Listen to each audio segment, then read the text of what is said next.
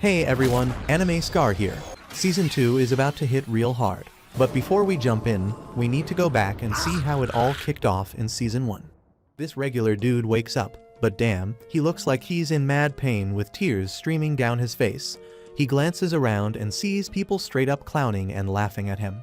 Then, out of nowhere, this prince decides to give him a parting gift before offering himself.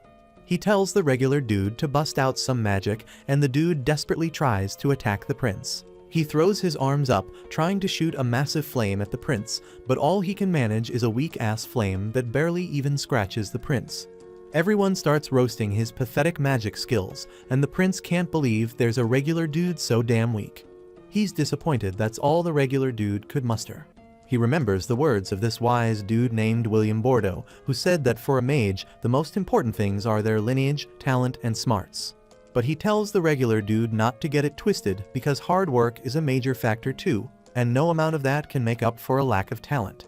As he preps his attack, he straight up tells the regular dude that magic isn't going to smile on someone as insignificant as him. He unleashes his fiery magic on the regular dude, who gets engulfed in flames right away. The dude screams in agony as he turns into ash, but then he starts grinning like crazy because he's in awe of the prince's sick magic. He realizes the power behind the magic a noble wields, and he can't help but admire its beauty from his magical perspective. He wishes he learned more about magic and mastered it when he was still alive. With his dying breath, he prays for another shot at experiencing the thrill of such magic. Suddenly, he wakes up and peeps a bunch of maids holding toys all around him. He's like, "Who the hell are these peeps, and where am I?" He thinks they're giant enemies and decides to defend himself. He tries to cast a fire spell, but realizes his hands are freaking tiny. By accident, he casts a fire spell that straight up blasts through the castle roof like fireworks, announcing his birth. A town crier runs through the kingdom, spreading the news about the birth of the 7th prince of the Saloon Kingdom, posting up posters and all that. Everyone in the village is stoked to witness such an epic day. Meanwhile, the maids at the castle are losing their minds over the chaos caused by the newborn baby. But the baby just grins like a little troublemaker, proud of wrecking the castle with his baby powers. Fast forward a few years, and life in the kingdom goes on as usual while some maids search all over the castle for the prince. They scour one part but can't find him, so they decide to move their search to another area. As soon as they leave, the prince sneaks out of his hiding spot, ready to dip from the castle. But then, two dudes pop up and start calling his name. Prince Lloyd freezes and signals them to be quiet so the maids don't hear them. He straight up tells the dude to act like he never saw him, and the dude agrees to keep his trap shut. He asks Lloyd if he wants to roll with them on a hunt, but Lloyd just bounces, leaving the dude talking to himself. Once the dude realizes Lloyd is trying to sneak away, he calls out to him, but Lloyd isn't saying a word. The dude is bummed that the prince has dipped again, but his homie tells him that Lloyd is the 7th prince, which means he isn't in the running for the crown. He can't understand why the dude is going through all this trouble to win his favor. The dude reminds his homie that the prince could speak right after being born, was reading spell books instead of kids' picture books, and even refused breast milk like a true gentleman.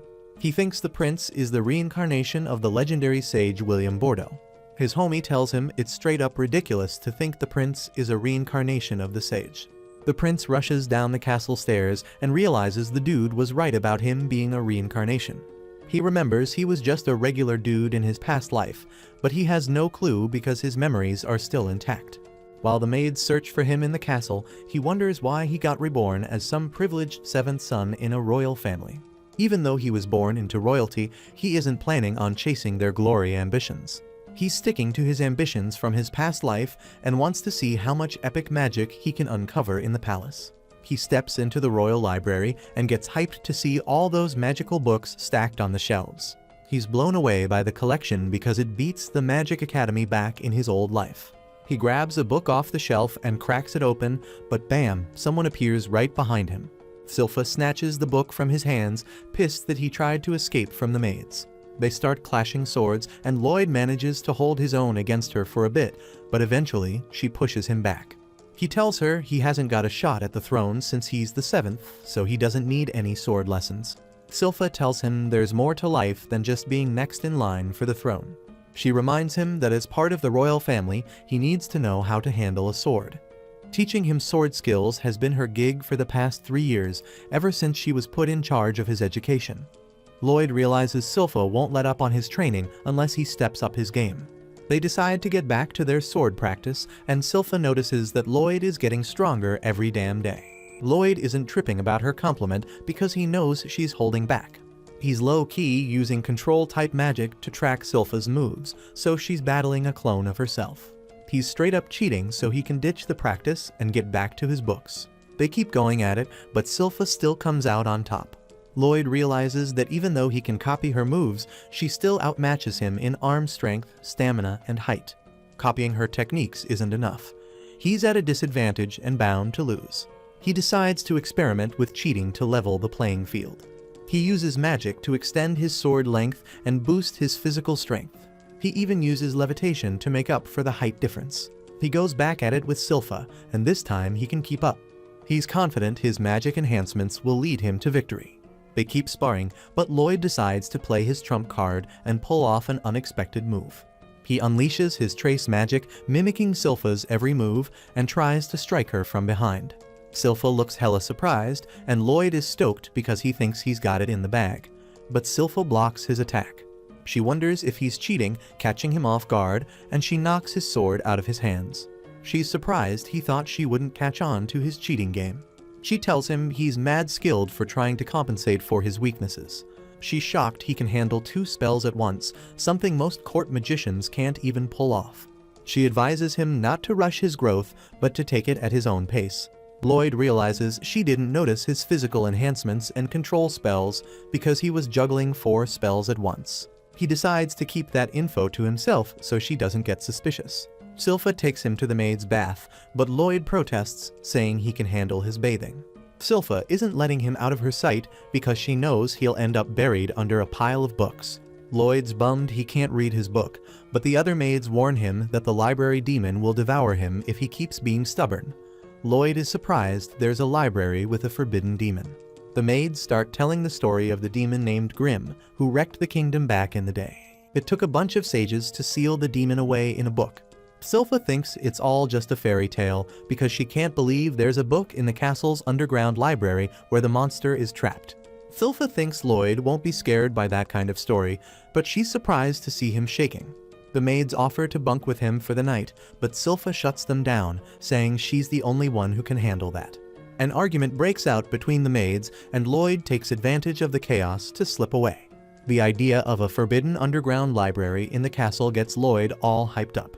Lloyd heads underground and uses a concealment spell to sneak past the guards at the entrance. The guards argue about whether the library tale is legit, while Lloyd slips right by them. They're convinced no one can get past them and break the seal put in place by the kingdom's top 10 mages. Lloyd reaches the barrier and breaks the seal with ease. He steps into the library, amazed that he had no clue this dope section existed underground. He explores the library, checks out the books, and reminds himself to put the barrier back up when he leaves. He sits down with a book when suddenly another book starts floating, catching Lloyd off guard. A demon emerges from the book and tells Lloyd he's impressed he broke the seal. Lloyd wonders who the demon is, and the demon introduces himself as Grim, the demon from the Forbidden Book. Lloyd introduces himself to Grim, and Grim tries to persuade Lloyd to set him free. He tells Lloyd his seal is already weakened, and he'll eventually be free. He offers Lloyd all the gold he wants if he frees him, but Lloyd isn't impressed by the demon's conjuring skills. He's disappointed that Grim just turned dust into gold, so he easily crushes the gold back into dust, surprising Grim. Lloyd tells him he plans to restore the seal because he isn't about to let some demon mess up his plans of mastering the kingdom's magic. Grim tries to convince him that he has no beef with the citizens because the sages who sealed him are long gone, but Lloyd isn't buying it. Grim gets desperate and offers to teach Lloyd some ancient magic that's been lost over time. This catches Lloyd's interest, and Grim says he'll teach him because he sees Lloyd's got a mad talent for magic. Lloyd remembers the prince's words, saying magic will never favor him because he's just a commoner. Now, he's convinced he's got a body made for magic, way more privileged than any commoner. He decides to release the demon's seal, and Grim can't believe his luck. Lloyd can't wait to start learning from the demon, and Grim decides to keep his word. He hits Lloyd with an ancient flame magic right away, thinking he's got him down and can make his escape. He's shaken to see Lloyd chilling without a scratch because Lloyd got his barrier game on point. Lloyd is delighted by the demon's spell and asks him to show off some more. The demon gets mad and throws more ancient magic spells at Lloyd, but none of them can break through Lloyd's barrier. The demon is straight up baffled and wonders what the hell Lloyd's barrier is made of. Lloyd is so hyped about the magic that he decides to give it a try himself. He takes a piece of his barrier and holds it on his finger to study its composition. He's eagerly waiting for Grim to bring the heat when suddenly Grim sprouts a second mouth and starts chanting. Lloyd notices the double incantation and realizes Grim's about to unleash a devastating ancient spell. Lloyd analyzes the spell from within his barrier, but Grim can't believe Lloyd is still kicking after taking his strongest attack. Grim decides to make a run for it, but he's stopped by another barrier. Lloyd lets him know he put up the barrier, but Grim's hurt because he thought Lloyd was trying to dip. Lloyd tells Grim he just put up the barriers as a precautionary measure. Grim is done with Lloyd's shenanigans and decides to finish him off, but Lloyd tells him he already knows his spell. Lloyd decides to test Grim's defensive magic and casts a massive spell. Grim can't believe Lloyd has such a huge mana tank. He tries to dodge the fire spell, but he gets roasted to a crisp. Lloyd wonders why Grim couldn't dodge his attack, and Grim can't believe Lloyd's ego is through the roof. Lloyd takes care of the library's damage, and Grim is dumbfounded because Lloyd restores the room flawlessly. He starts treating Lloyd with respect because he's blown away by his skills. Lloyd knows you can't take out demons with just magic, so he decides to push Grim's limits. But Grim backs away with fear. He ends up surrendering and offers to be Lloyd's servant. He asks to be Lloyd's familiar, and Lloyd agrees instantly, but Grim feels like Lloyd sees him as some lab experiment. Lloyd tells him he stands out too much and asks him to transform into something smaller. Grim transforms into a cute little demon to butter Lloyd up and catch him off guard. Lloyd asks him to hop into his coat, and Grim can't believe Lloyd is dumb enough to let him get close. Grim plans to attach himself to Lloyd and take over his body, but when he touches Lloyd, he's shocked by how dense Lloyd's mana is. He realizes he can't control him and decides to be obedient because he knows he isn't standing a chance. Lloyd uses the opportunity to read all the books in the Forbidden Library. We got this dude, he's all noble and stuff, getting ready for his day and strutting through his big old mansion.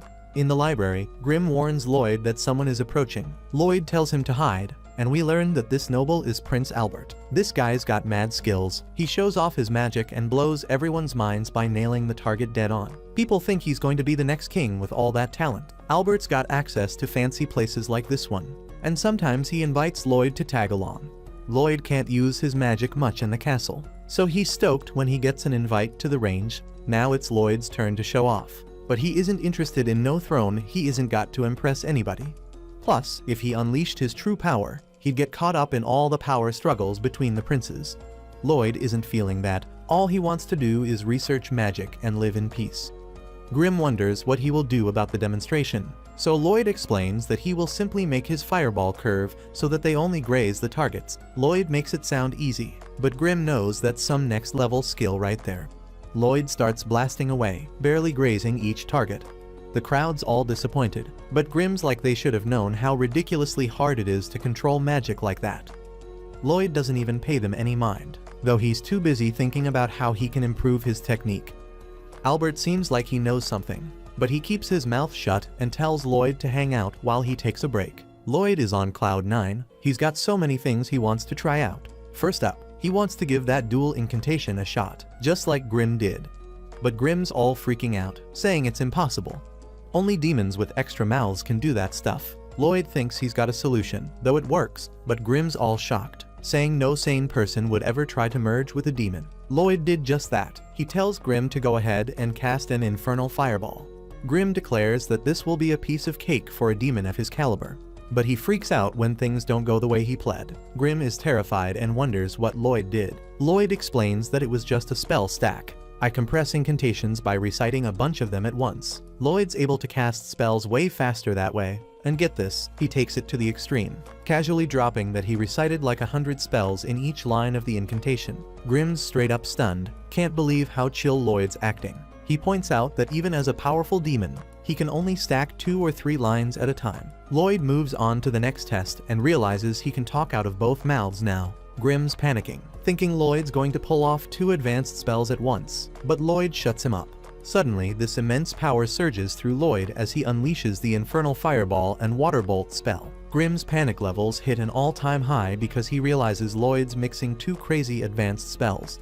The mana's off the charts, and Lloyd's pumped to see what this dual incantation can do. He figures he can't release all that power on the ground, so he just shoots it up into the sky. Even then, the display of power is so intense, you can see it from miles away in the castle. Some of the servants aren't too happy that Albert's hanging with Lloyd because they think he's just a kid who sucks at magic.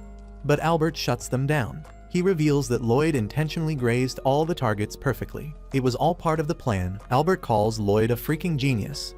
Albert predicts Lloyd could become the Grand Sage, the ultimate wizard, and he hopes they can be allies. The servants are sure that he will be able to convince him, but Albert points out that he just wants to get along with his little brother. Albert predicts that Lloyd probably already knocked down all the targets, but the servants once again doubt Lloyd's ability. They think there's no way this kid could take them down so damn fast. And then one of the servants is like, "Why is it so dark outside?" We find out why when Grimm's shaking in fear after seeing Lloyd blow a freaking hole through the atmosphere. Lloyd starts panicking because he doesn't want anybody to find out, but luckily things go back to normal. That was some insane stuff. Grimm's straight up terrified and starts wondering who the hell Lloyd is. The next morning, Grimm gets fed up with doing all these ma duties for Lloyd. But then he calms down and reminds himself that he has to keep Lloyd's body clean and healthy because he's going to take it over later. Yeah, it's some weird possession stuff. The tear in the sky makes it to the newspaper, but nobody knows what the hell caused it. Lloyd's probably got some serious ADHD because he's already moving on. Now he's all hyped about this new story about high-ranking adventurers. They cleared out some crazy hard dungeon and came back with mad treasures and magic items. Lloyd thinks that sounds hella fun, so he decides to go to a dungeon himself. Grimm's like, "Lloyd, if they find out you're gone, it's going to cause a freaking panic." But Lloyd's got a solution up his sleeve. Grimm's all confused when Lloyd pulls out an acorn, but then his confusion turns into amazement when Lloyd uses that acorn to make a wooden copy of himself. And get this, it's not just a basic replica. Lloyd made it all complex and gave it nerves and stuff. So, it not only looks like him, but can also do simple movements on its own. This still isn't enough, as Lloyd points out that he would have done this sooner if it was sure to work. Turns out the real problem is Selpha. Whoever that is, we see how she's obsessed with Lloyd, noticing every little change in him. This silly wooden dummy he made won't fool her, but Lloyd's got another solution. He heads outside, and we see he left Grimm in charge of the replica while still being able to talk to him through his hand. The maids think the replica's adorable, but Grimm's thinking about how insane Lloyd is. Lloyd transferred Grimm's soul into the replica and somehow incorporated his soulless body into his hand. Lloyd leaves the rest to Grimm, and Grimm's all impressed by how real the replica feels. Soon enough, Grimm realizes that Lloyd isn't there to stop him, and he starts getting some wicked ideas in his head. Just then, Lloyd tells him how much he enjoys having Grimm as his familiar, and that brings tears to Grimm's eyes. Lloyd wonders if something is wrong, but Grimm just tells him to hurry up and finish with the dungeon. Lloyd realizes that he doesn't know where to find a dungeon, and Grimm notices that it looks like someone is being attacked nearby. It isn't the case. The seemingly helpless chick turns the tables on her pursuers and straight up wrecks them. She shows off her badass fighting skills, and Grimm points out that she must be a martial artist Lloyd has read about. She's using some breathing technique that lets her tap into this energy called ki and gives her insane strength. Somehow, she can sense their presence, but Lloyd's cool with it because he wants to learn more about her technique.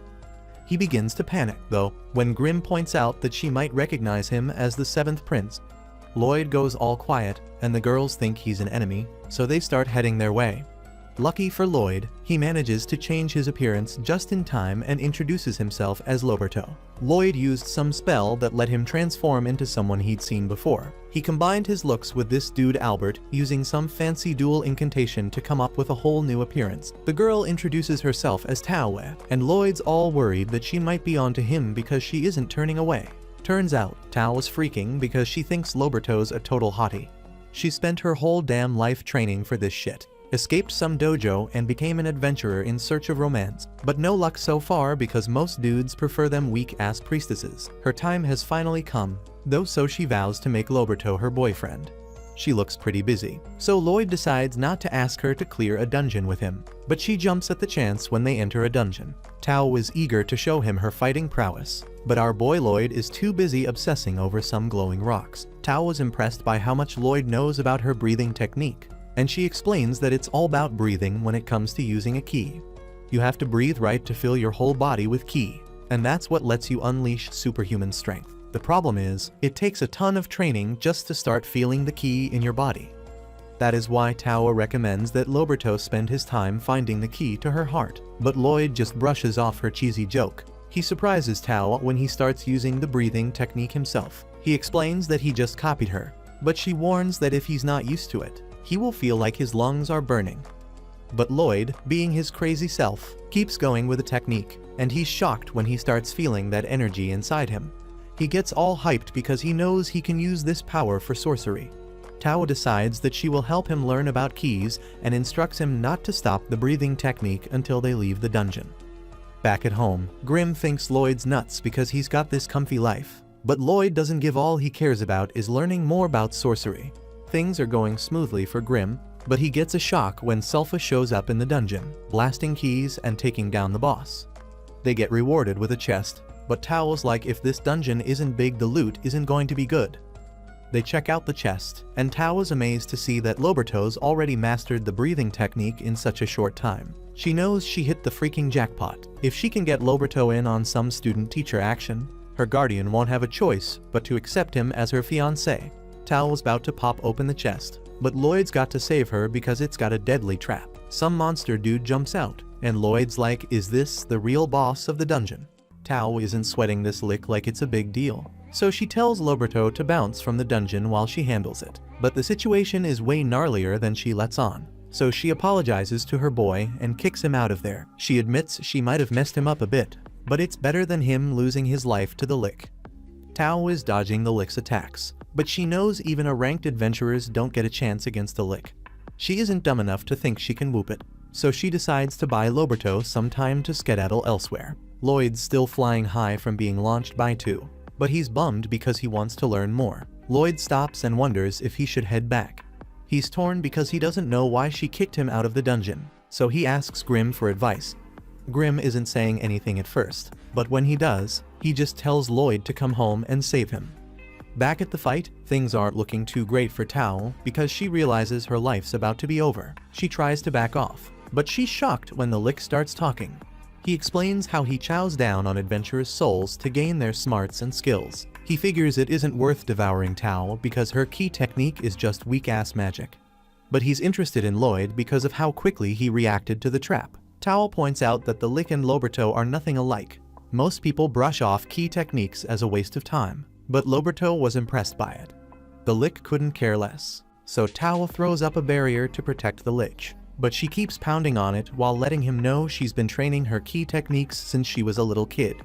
To show her rage, she mentions how she spent all her time training and never had a chance to get herself a man. Her barrage of attacks ends with one final devastating blow, and she declares that messing with her is a big mistake.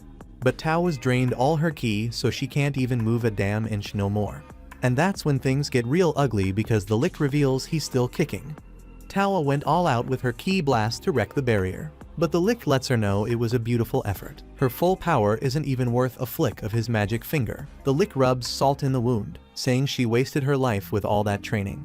He casts a spell to crush her with a magic shard, but the lick gets a shock when Lloyd swoops in to save her. Lloyd explains he's about to get taken over, but he hasn't got much time, so he has to end the fight quickly.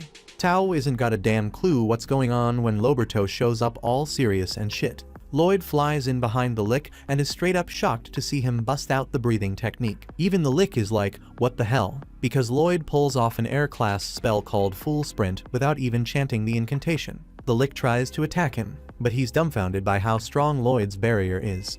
Lloyd isn't even paying attention to the monster. He's all about perfecting that combo of ki and mana. He isn't quite there yet, but he remembers Tao's words to keep his focus. Lloyd takes in even more air, concentrating hard, and he amps up that full sprint spell. The lick thinks Lloyd's trying to escape, so he goes in for the attack, But Lloyd's just taking in more air. He gets rid of his barrier because it's in the way, and the dumbass Lick thinks he shattered it. Thinks he's got the upper hand, so he goes in for the final blow. But Lloyd dodges that shit like a boss. Tawa's jaws drop as she sees that Lick's attack didn't break Lloyd's barrier. Loberto did that shit himself to draw in even more air for a stronger ki technique. Lloyd keeps dodging attacks while molding his ki and mana together. Everyone's jaws hit the floor when he unleashes this new power, but Lloyd isn't satisfied. He tweaks it a bit, laughs like a maniac, and launches a barrage of attacks on the Lick. The dude's a psycho, demanding that the Lick doesn't give up because he's having a blast, and there's still so much cool he wants to try out. The Lick's mind is blown. He thought Lloyd was just some mage, but this kid isn't using any incantations, and his basic ass ki techniques are matching the Lick's sorcery. The Lick takes some hits and realizes Lloyd's techniques are overpowering him. Lloyd sharpens his attack even more, and the Lick tries to defend with a barrier, but it's useless. Lloyd's attack slices right through it and slices the Lick's ass too. So, Tawa watches in utter amazement as Lloyd proclaims that he figured it out. After all that, Tawa's bummed because they just got some old dagger for all their hard work. But Lloyd can tell that shit's soaked in mana. She still isn't impressed, so she hands it over to Lloyd. Just then the ground starts crumbling beneath them, and Tawa explains that dungeons fall apart once the boss is defeated and the treasure is taken. Lloyd's mind is blown again, thinking it's like some survival tactic for lizards losing their tail to survive.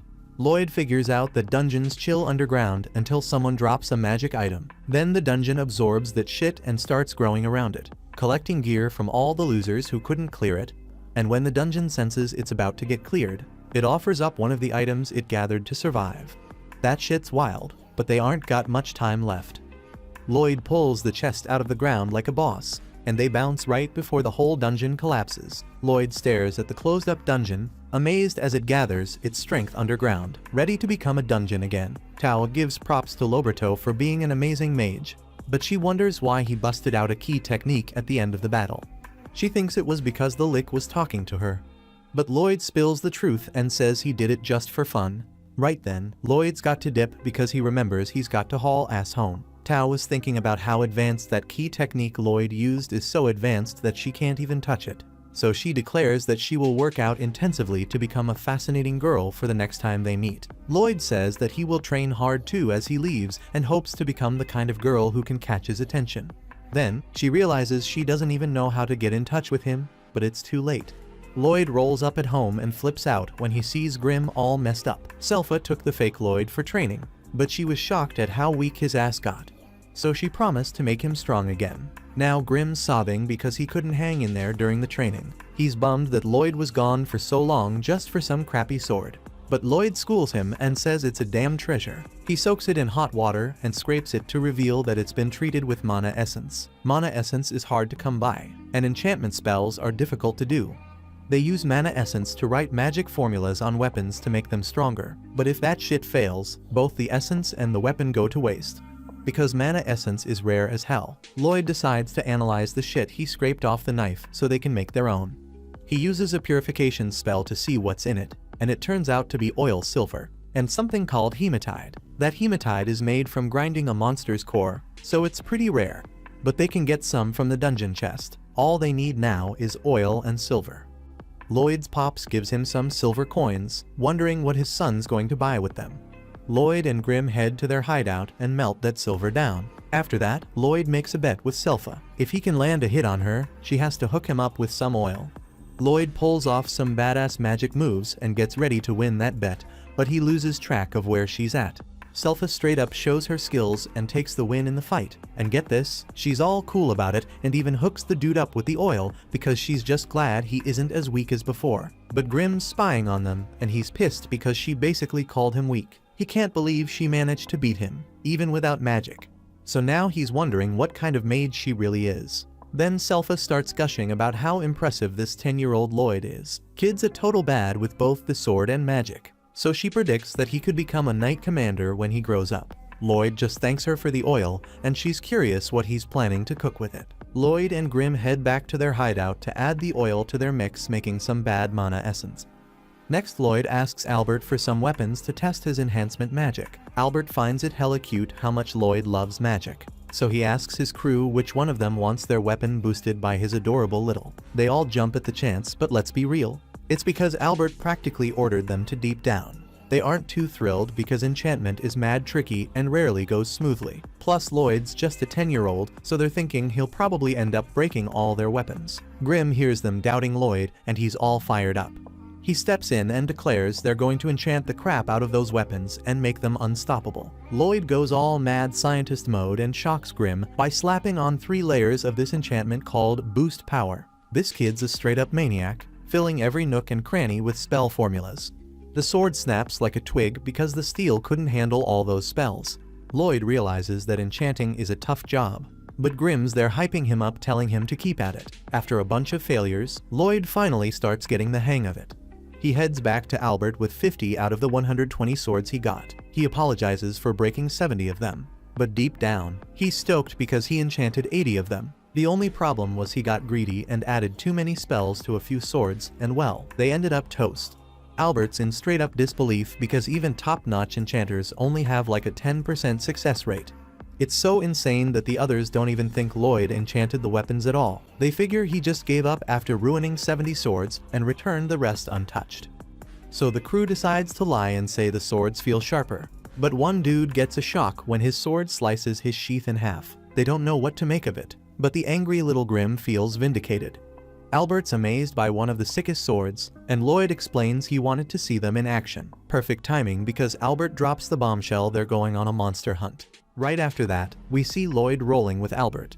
Lloyd's got Grim by his side. No doubt, they reach the woods where they are going to hunt down the monster. But the monster isn't in the woods, it's chilling by the lake nearby. Lloyd's pumped as hell because he doesn't get to leave the castle often, and he's stoked to see his magic swords in action. Albert points out how Selpha always sticks with Lloyd, and she thanks him for letting her come along. Albert jokes that Selpha might have strong feelings for Lloyd, but she shuts him up quickly. Just then, they get surrounded by a bunch of kobold, but those soldiers see it as a warm-up for the real deal. Lloyd pretends to be scared, but Grim knows he sensed the danger way before. Lloyd's has this technique called spectral detection, where he can feel his surroundings all the time by breathing a certain way. Grim watches his master and knows he can't surprise Lloyd because he's always on the lookout. Grim says Lloyd gets scarier every day. The fight starts, and everyone's tripping balls over how damn sharp those swords are. They aren't just slicing through monsters, they're cutting through steel like it's butter. Soldiers are freaking out like kids with a knife for the first time. So, Lloyd knows his enchantments worked like a charm. Albert agrees and tells everyone that his little bro is a damn enchanting prodigy. Selpha agrees too, standing over a pile of dead monsters. But Lloyd points out he didn't even enchant her sword. Right then, one of them kobold tries to attack Lloyd, but out of nowhere, Tawa shows up and takes it out. Lloyd almost slips up and calls out to her like he's still Loberto, but he catches himself just in time. Tawa notices Lloyd using some key breathing techniques, but she came because she thought she sensed Loberto's slow ass, and she sees a lot of resemblance between Loberto and Lloyd on a closer look. Right then, Selpha kills another monster. She gives props to Tao, but warns her not to get too close to Prince Lloyd. Tawa says she sensed another monster coming and that the key techniques. The tension starts rising between these two, so Albert steps in and calms them down, inviting Tao to join them that night. Tao is shocked to find out Albert's a prince. Albert looks somewhat like Loberto, but not as much as Lloyd, who she's looking for right now. Lloyd hides nearby and realizes that Tawa's got mad skill with Ki, and that's how she found him. Lloyd decides to dip into his tent, but for some reason, Selpha's in there changing. Lloyd says that he doesn't need her to protect him, but Selpha disagrees as she doesn't like how the new girl is chasing after him. Then Tawa comes barging in, and Selpha straight up calls her an idiot, and Tawa fires back calling her a perverted maid. These two start going at it, so Lloyd sees his chance to dip out. Albert calls Lloyd a lady killer and points out that Selpha has changed a lot since she started looking after Lloyd. She sees Lloyd growing up, but Albert warns him that dealing with women can get complicated. Just then, the girls notice the soldiers watching them a little too closely. They knock them all out, and Lloyd gets the message loud and clear from Albert. Tao explains she got hired to clean up some old shrine, so Selpha tells her to hurry up. They almost start arguing again, but Albert interrupts and says Tawa's ability to sense danger is hella helpful. He would like for her to act as a lookout for them overnight. but she points out that they won't need one as the monster's here now. The monster turns out to be a bear wolf, so Selpha tells Lloyd to stay behind her. The monster starts attacking, and Lloyd points out how bear wolves are incredibly fast for how large they are. Lloyd tries talking to Grim, but the little dude's all distracted because he recognizes the shrine or something. Tao manages to save some soldiers, but this monster is tough as nails. Albert had enough, so he busts out his sword. He says sorry to the wolf, but explains that the villagers suffer because of it. Albert swings his sword while chanting some words, and he unleashes a crazy powerful attack that obliterates the monster. Everyone's mind blown that he took it out in one shot. But Albert points out that his attack is not normally that powerful. It's all thanks to the enchantment Lloyd put on his spellbound sword. Lloyd thinks about how he added a little extra sauce to Albert's sword. But Grim isn't even paying attention. He's mad worried and spills the beans that there's a freaking demon sealed in the shrine nearby. Just then, everyone shook as the bear wolf somehow keeps moving. More monsters pop up out of nowhere, and a voice starts talking to our crew. Turns out the voice is coming from inside the bear wolf, and it introduces itself as Pazuzu the demon. He's pissed that they messed up one of his minions, and he swears they're going to pay with their lives. Pazuzu sends his minions to attack, and they aren't anything to slice up because they heal up instantly. Tao swoops in and saves Albert, and he figures out that the demon's calling the shots for all those minions. Lloyd wonders if the demon knows Grim, but no, they aren't tight like that. Grim breaks it down. Pazuzu can transform his mana to control those monsters. He makes them think he's their master, but for real, his mana acts like strings pulling their puppet strings. He can even supply mana through those strings, which is why they keep healing up. Grim gets serious and says things are going to get ugly if they don't take Pazuzu down. However, Lloyd doesn't care and just wants Grim to teach him mana transmutation. Selpha wishes Tao would hurry up and do something, but Tao points out that Selpha isn't doing anything. Grim tells Lloyd it isn't the best time to learn something new because they are all fighting for their lives, but Lloyd's so sure they'll be fine and insists that Grim teach him anyway. While watching the fight, Pazuzu starts running his mouth. He admits some of his opponents have skills, but most of them just survive because of their weapons. Then he starts dissing Lloyd, saying he ran away like a scared baby. Selpha isn't having none of that, and Pazuzu tells her it's got to be tough taking care of a useless sack of flesh like Lloyd. That's it. Selpha's had enough, and Tao was scared out of her mind. Selpha steps away from Lloyd, but he doesn't even notice because he is deep in his learning zone. Pazuzu keeps talking smack, but Selpha fires back. She says all his minions reek like garbage, and the only thing worse is his breath. She's decided Pazuzu's messing with Lloyd's fresh air, so she's going to end his life. Selpha casually draws her sword, but Pazuzu explains that they have no chance of leaving her alive. He's supplying those minions with mana, so they're going to keep regenerating endlessly. Demon's got mana for days, so he isn't running out either. Pazuzu thinks he made Selpha cry, but she straight up tells him it's his breath again. Just then, Albert gets worried when the demon attacks her, but she's more than fine because she cuts off all the monster's feet. She suggests Pazuzu leave behind the furball he's controlling and warns he's going to lose even quicker if he doesn't. And everyone notices the minions stop moving and regenerate slower. It's because the demon's focusing on regenerating its bear wolf. They might have a shot at winning when the demon does that. So Albert tells Selpha to keep inflicting damage on him. She gets ready to do it, but Pazuzu thinks they're playing themselves. Meanwhile, Grim wraps up his lesson for Lloyd. He explains how Pazuzu must be a real pro at mana transmutation because it isn't easy, even for a badass demon. Grim tries to show Lloyd how to control mana, starting with adding some color to it. Then you have to shape it and add scents. Grim struggles with it, but he's hella shocked when Lloyd reveals he shaped his mana into a flower and even added a scent. Grim can't believe how perfectly he did it already, so they both take a moment to enjoy the smell. While all that's going on, Pazuzu's in deep trouble because Selpha's straight up whooping his sorry ass. He can't figure out how she isn't leaving any openings, and he's wondering how a babysitter like her can be skilled. Selpha borrows a soldier's sword and admires it because Lloyd enchanted it. Her obsession with Lloyd got Pazuzu interested in him, so now he wants to dissect him. The demon's moving hella fast, but he keeps insulting Lloyd, and that just makes Selpha even angrier. The demon tries to swallow her up and mocks her for falling for his tricks like a dumbass human. But damn, he's stunned when Selpha's still kicking, and she slices that bear wolf's body clean in half. She calls it her family's dual blade art and follows it up with another move called Diving Sparrow. That slices the monster's head right off. Pazuzu tries to say she's just a maid, but nah, that isn't true. Selpha unleashes another move that obliterates the wolf and exposes the demon. Everyone's mind is blown by her power, and Lloyd realizes this is Selpha when she gets dead serious. He admires her and remembers this moment by shaping his mana into an image of her. Selpha's disgusted by the thought of the demon trying to harm Lloyd, so she declares the only thing he's fit to touch is her blade. Selpha tells the demon to chill and make peace, but damn, she's shocked when he starts doing some crazy shit. The rest of the crew takes care of those little minions, but Albert knows it isn't over yet. They have to back up Selpha pronto, and then, out of nowhere, everyone collapses because of that demon's foul miasma. Even Selpha. Pazuzu is pissed. He spent a century building them puppets, and now he blames Selpha for screwing up his plan. He launches an attack, sending her flying into the river. Albert wants to help, but damn, he's running on empty. Pazuzu reveals his miasma of domination, saying anyone who breathes it falls right into his trap. Selpha points out that's why it smells like shit, and Pazuzu gets all butthurt because she keeps dissing him. He tries to attack Selpha again, but Tawa steps in and blocks that shit. Selpha tries to play it cool, telling Tawa to run, but she's hurt badly and collapses. Pazuzu is impressed as hell. Selpha took a heavy dose of his miasma and still defied him like a boss. Even the monsters he controlled fell under his power in less than 30 seconds. But Pazuzu is mad and curious about Tawa. She isn't under his control, and that's tripping him out. Tawa pushes him back, but he manages to capture her. Pazuzu thinks she's some kind of breathing master, resisting his miasma and all. He is correct, but things get bad for Tawa when her breathing is interrupted.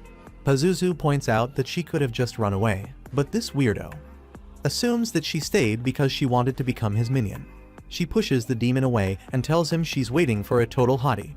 She's done playing around, so she busts out this crazy powerful attack. She realizes she went a bit overboard and needs to steady her breathing before the demon strikes back. But she's got even bigger problems because one of the puppets comes at her. She's shocked they regenerated so fast, and the demon wonders who this hottie she's talking about is. Pazuzu's done with all the talking and unleashes his ultimate domination miasma.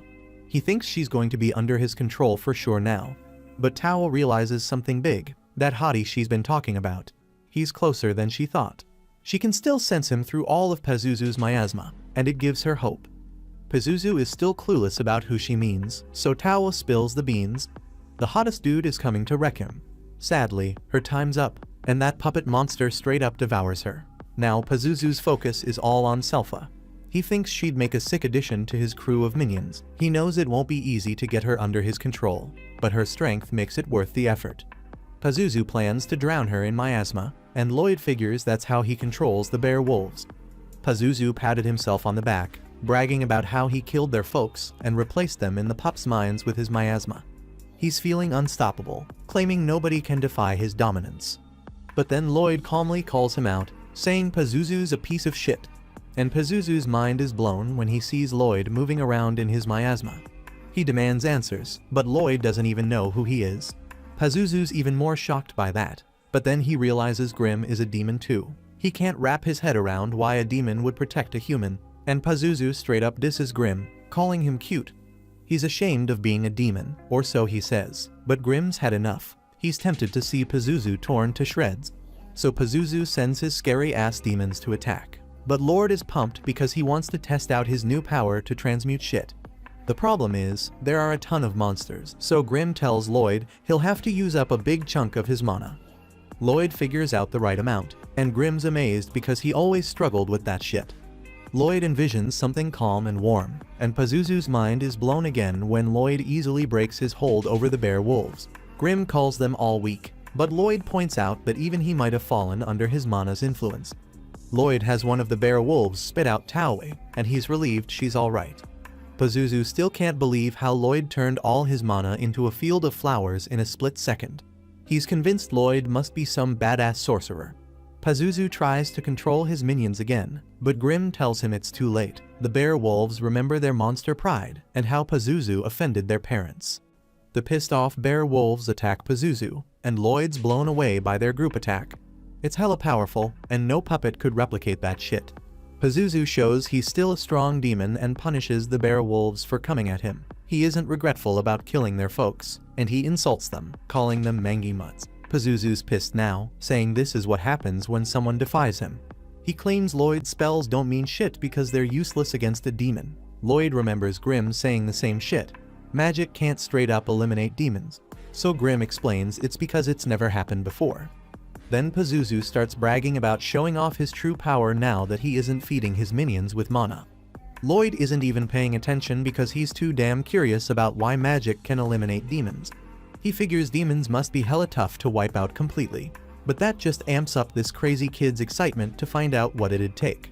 Pazuzu is straight up horrified when he sees the dark power coming from Lloyd's body. Grimm points out that's why Pazuzu's mana never affected Lloyd. One day, Lloyd decided to hide his power to avoid drawing unwanted attention. But keeping it locked up all the time was a damn chore. Grimm tells Pazuzu his mana was never going to be enough to even touch Lloyd. Pazuzu and Grimm might both be demons, but their mana isn't shit compared to Lloyd's power. Lloyd's still a psycho, happy as hell that he's got a demon to test out all the spells he's been dying to try. Supposedly, demons can't be wiped out by magic, so Lloyd can go all out without holding back. Pazuzu's shaking in his boots, wondering how the hell Lloyd's got such a massive amount of mana. He thinks he must be trapped in some freaky-ass nightmare, and he's shocked when Lloyd tries to trap him in a barrier. Shit gets scary for Pazuzu when he realizes this isn't even a fight for Lloyd. Lloyd just sees him as a damn lab rat and wants to put his sorry ass in a cage. Pazuzu tries to bounce, and Grimm doesn't blame him because he'd do the same damn thing. Lloyd's having a blast unleashing some of his power, while Pazuzu's hauling ass to avoid getting caught in the barriers Lloyd's throwing up. Pazuzu's barely escaping, so he begs Lloyd to cut it out. Grimm watches in awe, wondering how the hell Lloyd can cast so many spells at once. Lloyd says he can do about 20, but when he teams up with Grimm, they can cast even more. Life gets tough for Pazuzu because now he got to dodge even more barriers, and he's wondering how the hell Lloyd can chant so damn fast. Pazuzu pats himself on the back for dodging so much, but that doesn't last long because Lloyd uses a spatial spell called Dimensional Enclosure. Lloyd points out that he has him now, so Pazuzu tells the psychotic sorcerer to let him go. Lloyd refuses and points out Pazuzu has done terrible things to the bear wolves. Not only did he off their parents, but it's clear Pazuzu did a bunch of chimera experiments on them. Pazuzu begs to be set free, claiming he's the demon meant to rule the whole damn world.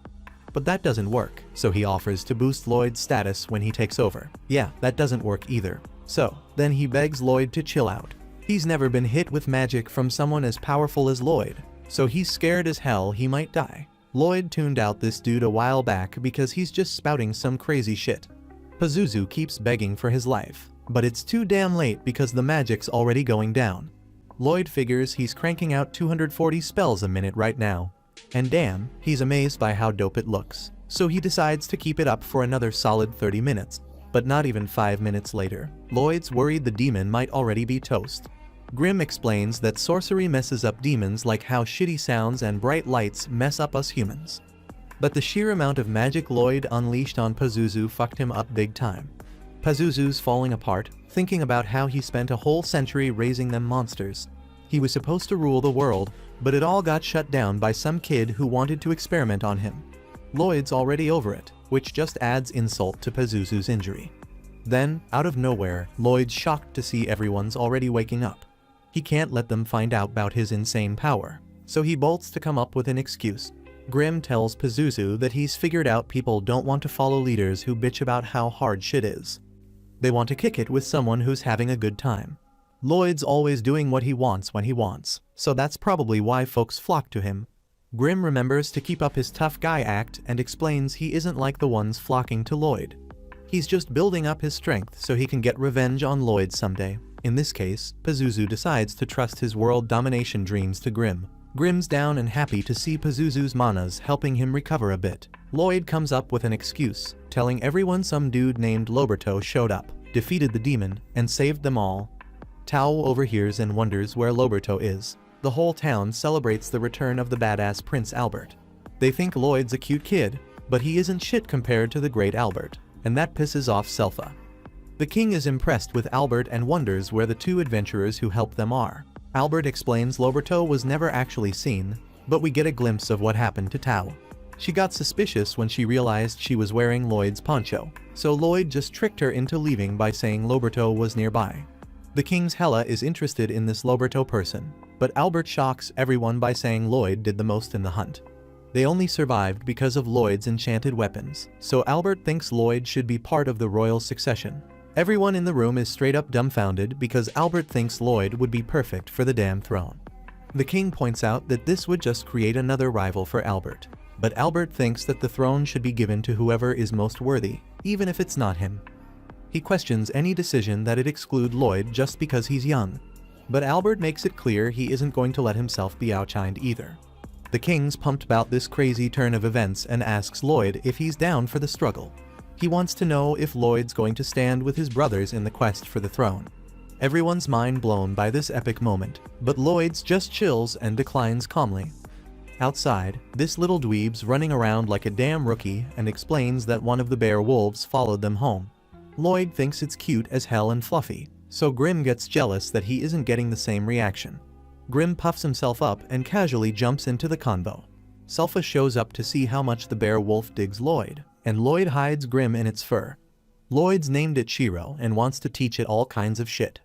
Selpha explains that complex commands are usually for monster tamers, so Lloyd thinks about using mana to control monsters as they do. Grim's amazed by Lloyd, turning down the throne offer like it's no big deal. Lloyd's always just obsessed with magic. He's a true sorcery maniac. The king's watching nearby and thinks Lloyd turned it down because he's modest as hell. But Albert doesn't think that's the reason, because he believes kingship's just too small a role for Lloyd. The king agrees and can't wait to see what Lloyd's future holds. Later on, we find out that Lloyd taught his wolf some basic commands. Shiro picked them up quickly, but the more complicated commands gave them trouble. Lloyd tried writing some command spells into his mana, but that just messed up the poor animal. So, they decide to hit up a monster expert and head over to Princess Elise's garden tower. Grim is straight up amazed by all the monsters there, and Lloyd explains that Elise is his sister, the 6th princess of Salem. She's a hardcore animal lover, not just cats and dogs, but all animals, yeah, even monsters. Just then, out of nowhere, Elise pops up and starts showering Lloyd with affection. But it's too much for him, and he straight up passes out. Elise gets chewed out by her maid named Ares, but she explains that she can't help herself. Lloyd is impressed when Elise can tell that Chero is a bear wolf, but she seems kind of nuts, and Selpha starts doubting if she can help them.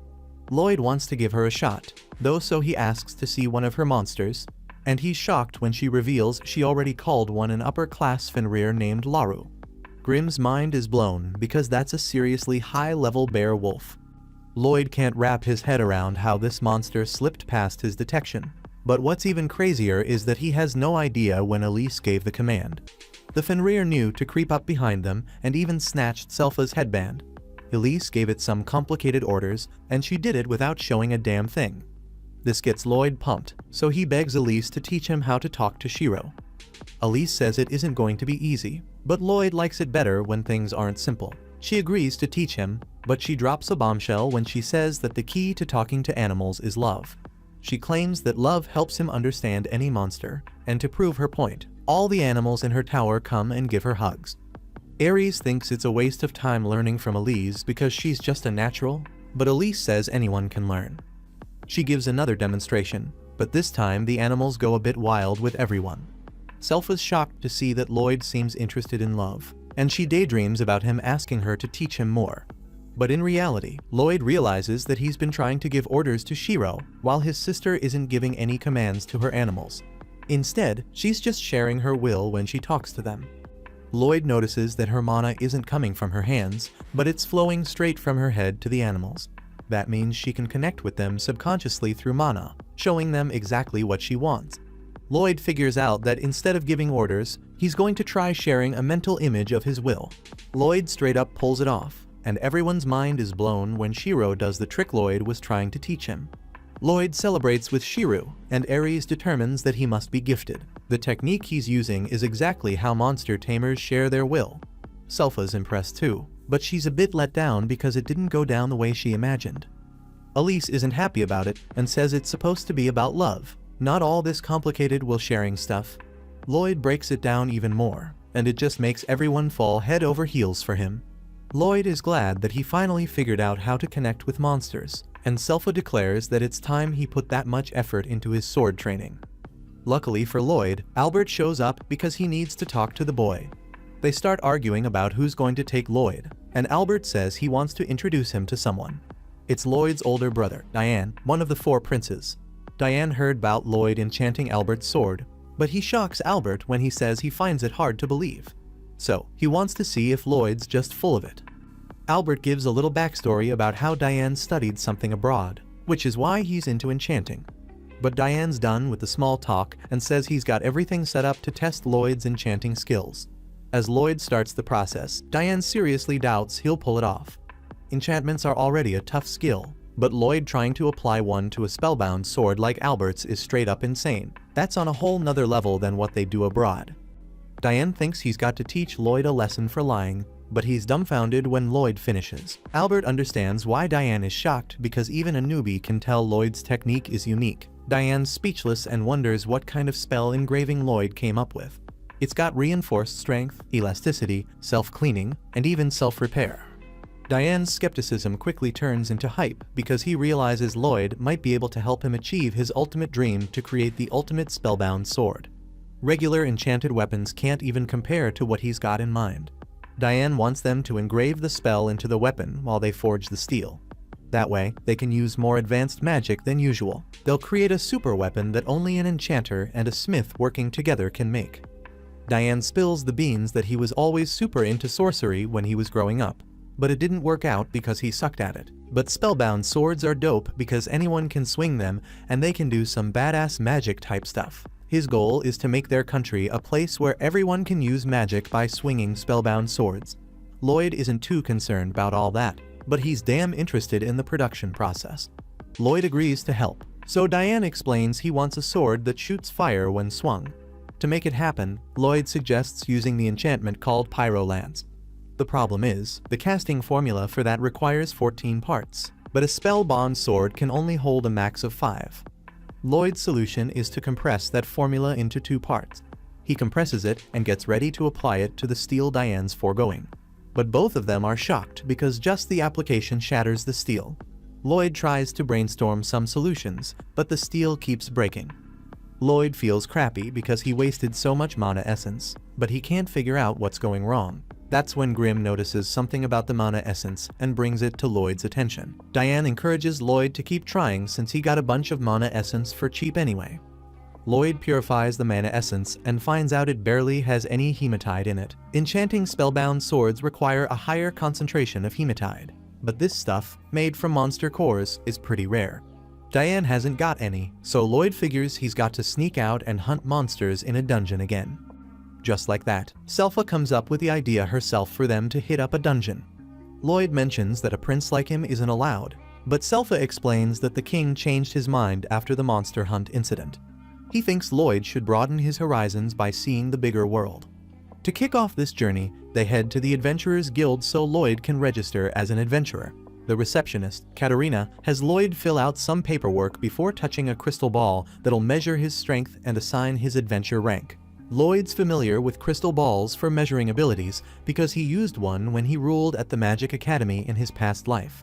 But now, things are different. Lloyd's sure that if he uses his full power, the crystal ball will explode and draw too much attention. So, he focuses hard on suppressing his mana, even more than usual. He keeps shrinking it down to the size of a flea. When he finally touches the crystal ball, he gets laughed at because he gets an overall rating of E. But Katarina isn't laughing. She's shocked to see that Lloyd's magic rating is an A. That's on par with an experienced sorcerer, which disappoints Lloyd because he thought he compressed his mana to 1%. That's when Katarina declares that Lloyd is the most promising new adventurer since the one known as the Silver Blader. The other adventurers are pissed off when they hear her comparing the two. The legendary Silver Blader wrecked countless dungeons like a damn demon, but vanished all of a sudden. They think it's disrespectful to mention a legend like her in the same breath as nobody. Selpha explains that they want a dungeon quest, but those require at least one B-ranked adventurer to be part of it. Selpha decides to re-register, but one of the dudes thinks she should just roll with him. After Selpha teaches him a lesson, Katarina tells him he messed with the wrong chick because Selpha is the legendary Silver Blader. She explains that re-registering means getting demoted 2 levels to C rank, so that isn't going to work.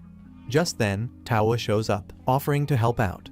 Selpha doesn't even acknowledge her and says they're heading home.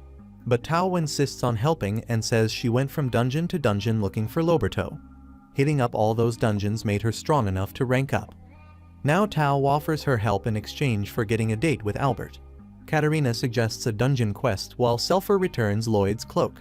Lloyd's blown away by Selpha's legendary past, and she explains it all happened when she was a little kid. What she remembers most is her failed attempt to take down some deadly foes called the Assassin's Guild. The trio then enters a dungeon and finds a chest. Meanwhile, back at the forge, Albert goes to see Diane. Diane says it'll take a couple more days for Lloyd to bring the materials they need. But Albert's getting worried about the time it's taken. That makes Diane realize a war is coming, so he tells Albert to just hold on a bit longer. Once Lloyd's back, they can start mass-producing spellbound swords for battle. Albert explains they shouldn't worry about fighting because he brought them together so they could be like brothers again. Albert hopes that one day their weapons will protect the kingdom, so he encourages them to keep pushing. Just then, Diane says they should come quickly because Lloyd's back with a monster core. As they make the sword, Diane realizes that Lloyd is one hell of a kid. Albert already knows it, believing there isn't anything the kid can't do. And it's proven even more when Diane tests out the spellbound sword they made, and it causes some massive destruction. Lloyd realizes he might have gone a bit too far with the sword, so he'll have to tone it down next time. The sword made by the brothers is named Delord. That night, Lloyd finally gets some much-needed rest. He realizes Albert's been busy, so he wonders if something big is coming. Just then, Lloyd senses something in the garden. It's a really strange feeling like there's a damn hole in space. Shiru is sharp, but he hasn't noticed it either. Lloyd wonders what the hell it could be, and we see a mysterious person outside. Out of nowhere, this chick outside flips her lid when Lloyd straight up appears in front of her. Lloyd's all creepy calm, and she tries to bounce, only to find herself stuck. Lloyd explains that he only wants to have a chat, even though she is a trespasser. The girl pulls some weird power move and apologizes because she never wanted to use it against a kid. Lloyd's shocked when his magic can't purify her poison. Her attack wrecks him, so the girl says sorry again and spills that nothing can cleanse her poison. Lloyd thinks that regular purification should handle any poison, so she must be using some unknown toxin. The craziest part is she's changing the nature of her poison with this rare mana stuff. Turns out, she's got a special kind of mana because she's one of those blighted folks with super scary powers. The girl confirms she's Ren, the poison moth blighted. Then Lloyd freaks when Ren breaks his barrier, and he realizes she weakened it with her poison. Ren assures him that he will be okay since he didn't take in that much of her poison, but he will be in pain for the next couple of days. Ren dips out, saying bye, and Lloyd's amazed at how well she hid herself. Grim arrives to point out that this is no time to be impressed. But Lloyd explains that he is fine as he is constantly healing himself. Grim wonders why he didn't stop the girl, so Lloyd explains that he rather let her guide him to their hideout. Grim has no clue who they are, so Lloyd reveals that Selpha told him about the Assassin's Guild, and he's pretty sure that Ren is one of them. They're a crew of 6 assassins with bounties on their heads.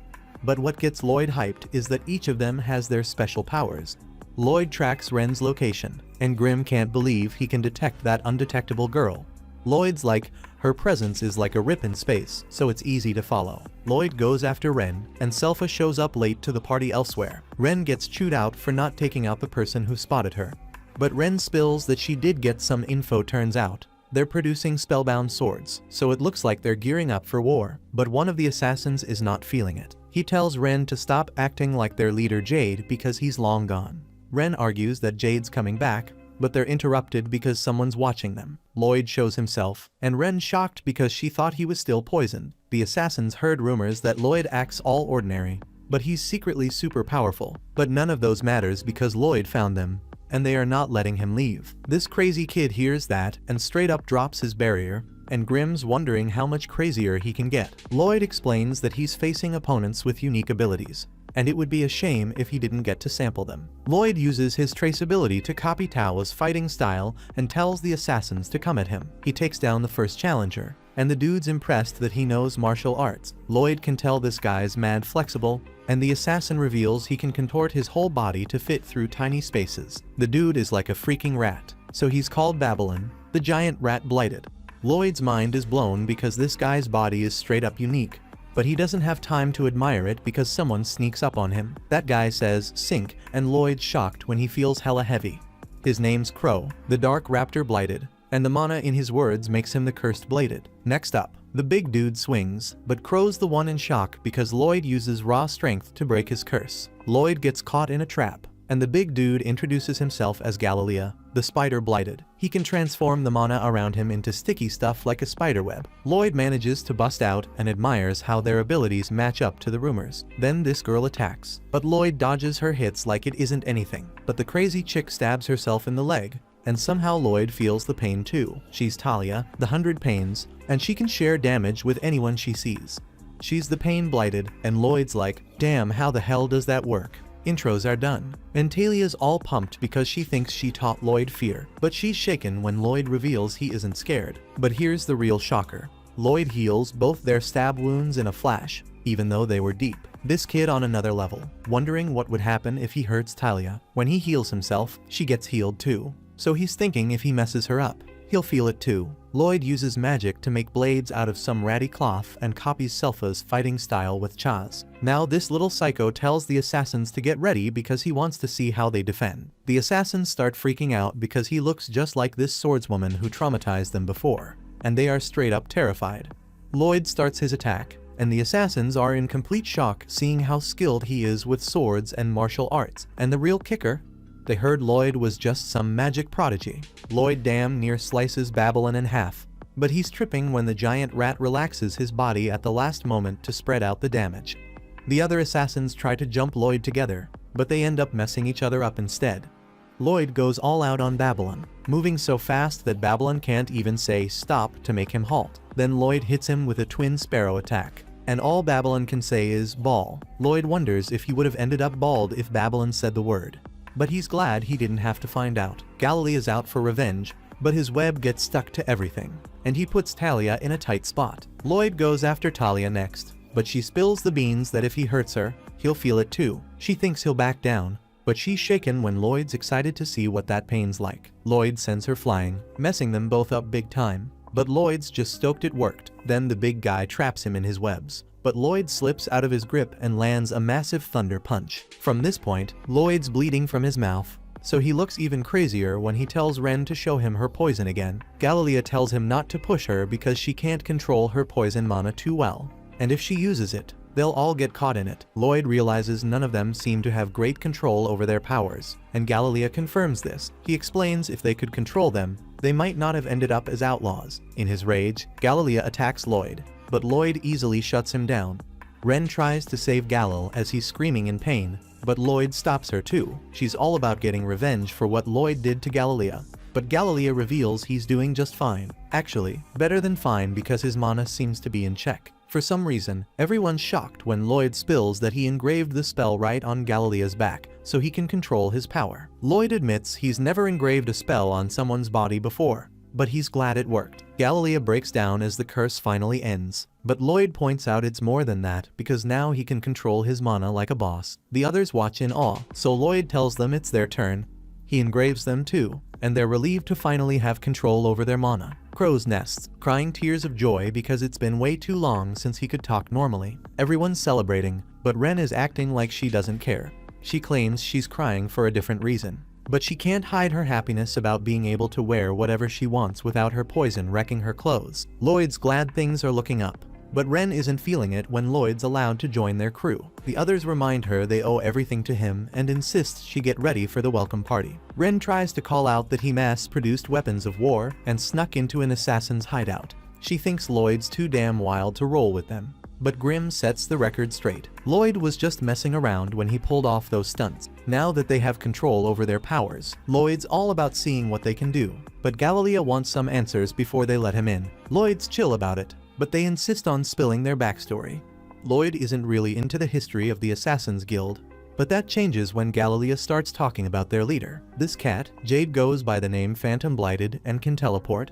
He's the Shadow Wolf. Back in the day, Jade got teleported against his will, and it messed him up badly. Cursed with teleportation, he decided to start the Assassin's Guild. The plan was to take shady jobs at the Adventurers Guild and leave their coin emblem at the scene, showing they were fighting for world peace. They wanted to come out of the shadows and live in the light someday. Galilea keeps going with the story, but Lloyd's more interested in the teleportation bit.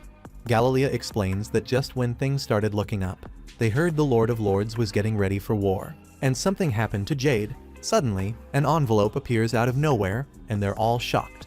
Later on, Selpha storms into the assassin's hideout looking for Lloyd, but he isn't there. She can still smell his scent and finds a note he left behind. Turns out, Lloyd went to meet the Lord of Lords with the Assassin's Guild. Albert freaks out as he reads the note, thinking Lords and the Assassins team up and snatch Lloyd.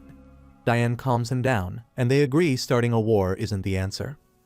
War is the last resort, so Albert swears to find a peaceful solution no matter what. But then Selpha drops a bombshell she found Lloyd's clothes in the hideout. They fear the worst, and Albert forgets all about peace, agreeing that war's the only option. But little do they know, Lloyd's not a hostage at all, he's leading the charge somewhere else. After the letter appeared, Galilei immediately recognized the symbol on it to be the one Jade made for them. So Galilei anxiously opens the letter, and sure enough, it is indeed from Jade. In the letter, Jade apologizes for taking so long to contact them. But he had been a little busy as hell. He says he straight up overthrew the Lord of Lordost, who was planning some whack-ass war, and now he's the new ruler of the kingdom. He wants all of them to come and party with him to celebrate. Everybody's stoked about this bomb-ass news, but Lloyd looks at the letter and he's got a different reason to be happy. Galilei comes up to him and gets on his level, thanking Lloyd again for helping them control their curses. But they got to bounce to Lordost now, so Galilei promises they'll pay him back for being such a G someday. Now Ren's got something else in mind.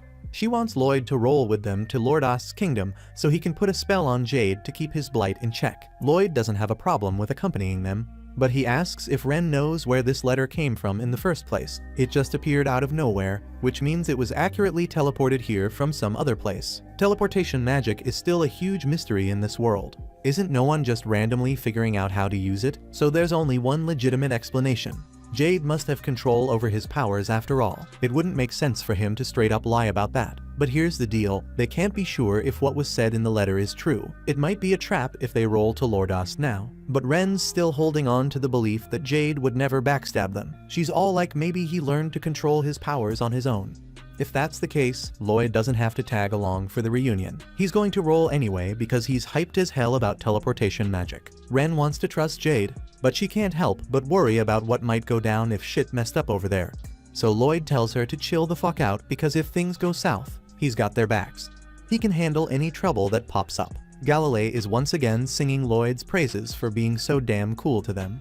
And after that last statement, Ren's officially head over heels for him. Now, back to the present, Lloyd's got to make a quick stop with his flight spell because none of them can handle that high speed shit. He's bitching about wasting time because they only flew for 10 damn minutes. But let me tell you, they'd straight up die if they had to endure another minute of supersonic speed. And Babylon's all pissed off about it, stuck in a bad mood. Lloyd concedes and says they can just take a break here and walk the rest of the way since they are pretty close already. And since they're taking a break, Ren offers to grab some grub for them while Lloyd helps Babylon sort out his messed up back. Babylon mentions how Ren's trying to impress Lloyd because she grew up in the damn woods. Shit, she accidentally killed her parents with her poison when she was a kid, so she had to survive on her own out in the wild. And the first person to find her was Jade. He brought her back to the hideout and introduced her to everyone. But they were all kind of scared of her poison powers, so Galilei wasn't sure it was a good idea to keep her around. Plus, she was growling at them like she had rabies or some shit. Still, Jade was dead set on having Ren stay with them.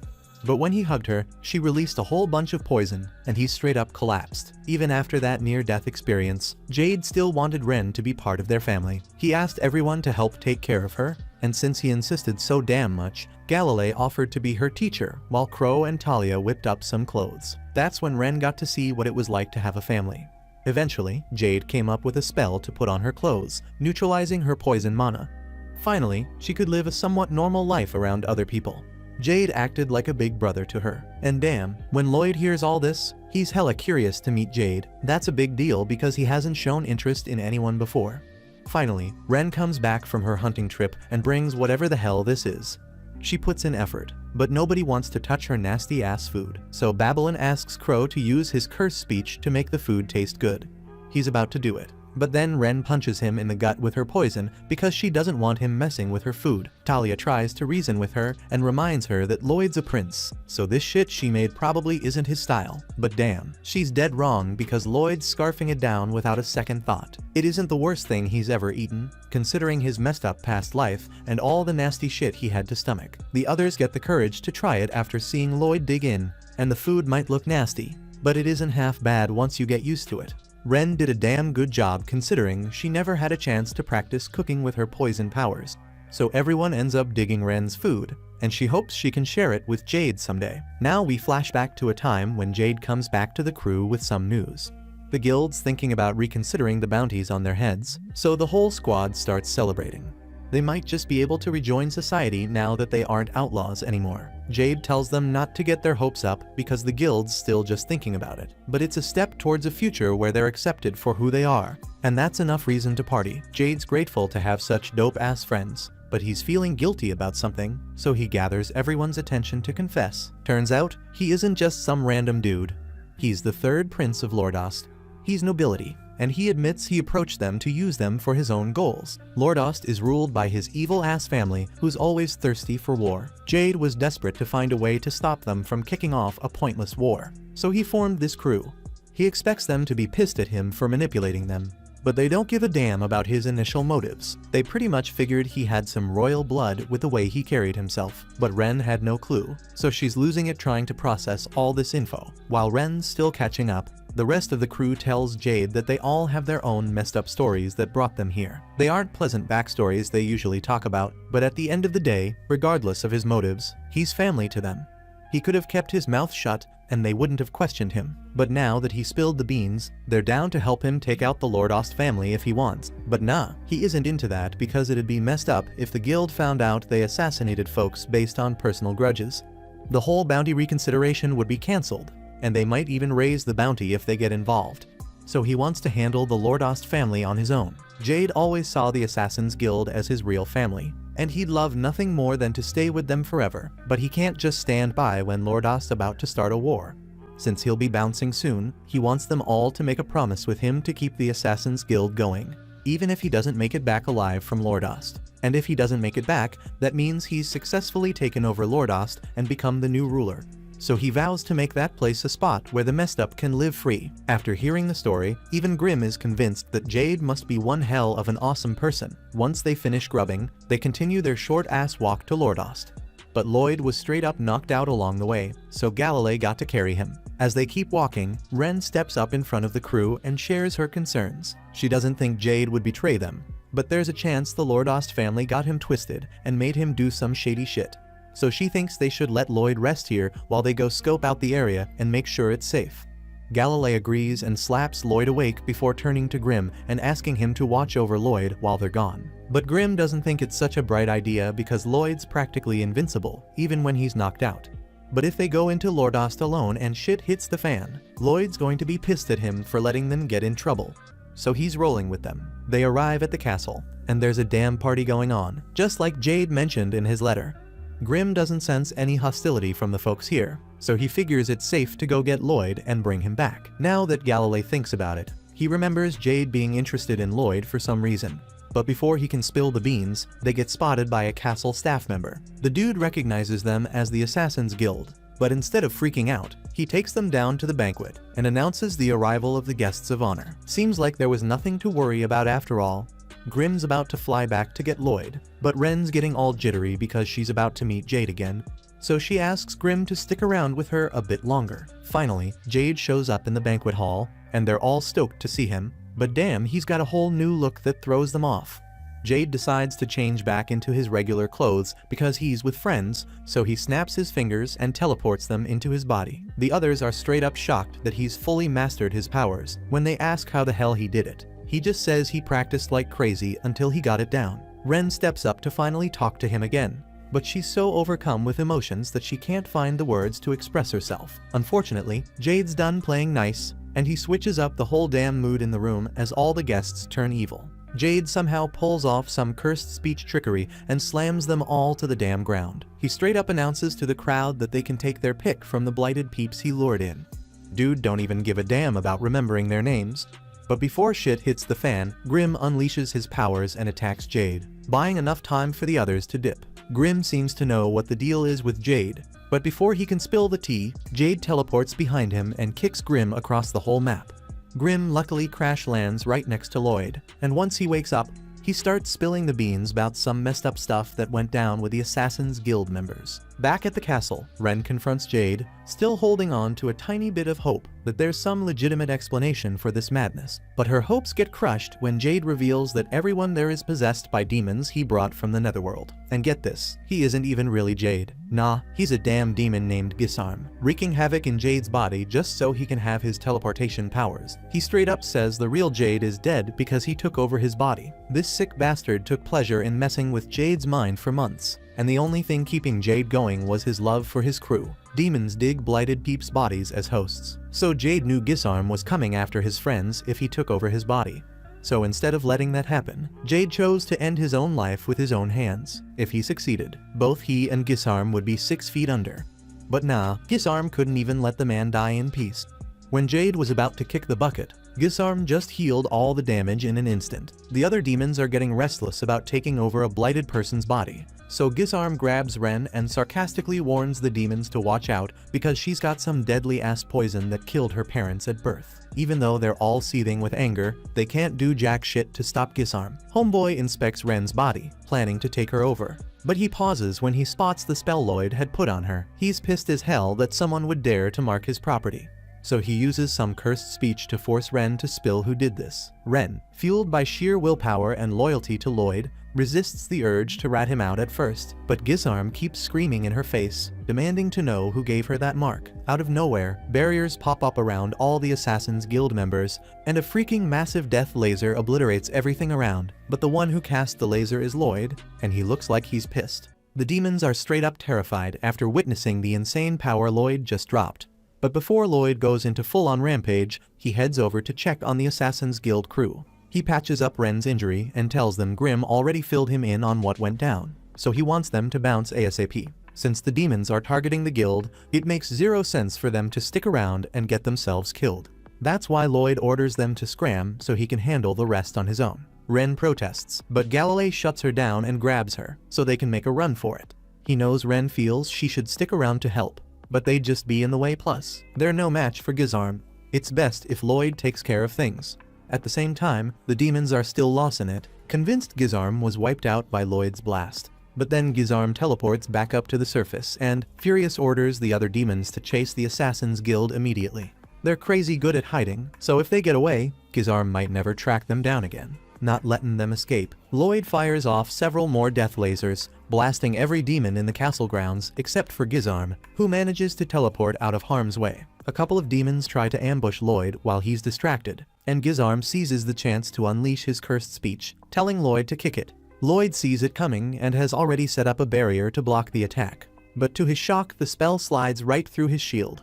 With his brain on Quicksilver timing, Lloyd still has plenty of time to react. While dodging might seem smart, he's also curious to see what happens if he lets it hit him.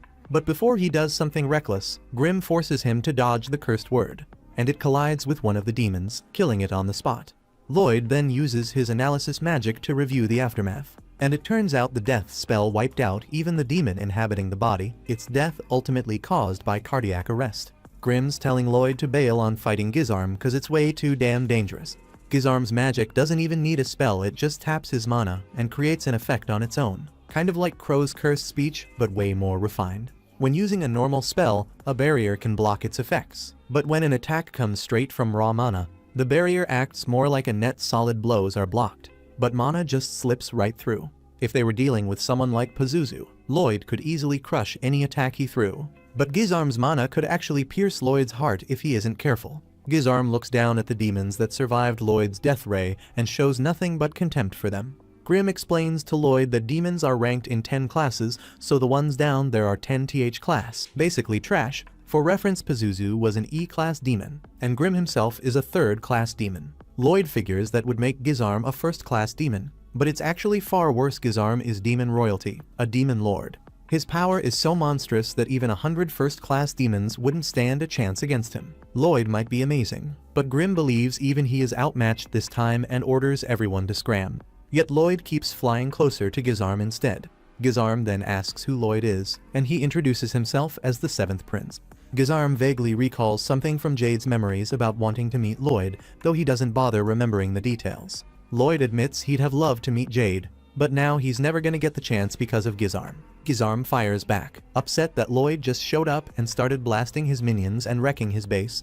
They both have scores to settle, and they look just as crazy and amped to get things started. Meanwhile, Grim once again suggests that Lloyd should run while he still has a chance to escape. Lloyd admits that taking out Gizarm isn't as easy as smashing the demon he decimated on the ground. Grim is shocked that Lloyd would call that routine easy. Even though he always said 10th class demons are trash, they're still pretty tough and naturally resistant to sorcery. Gizarm is chomping at the bit to get the fight started, so he uses his mana to form a tiny spike and launches it straight at Lloyd, nearly busting through his barrier. Even if it didn't go all the way, it's the first time Grim has seen anything actually damage Lloyd's shield, which sends Grim into a panic. Gizarm is impressed with the durability of Lloyd's barrier, but he wants to see how it holds up when he isn't holding back.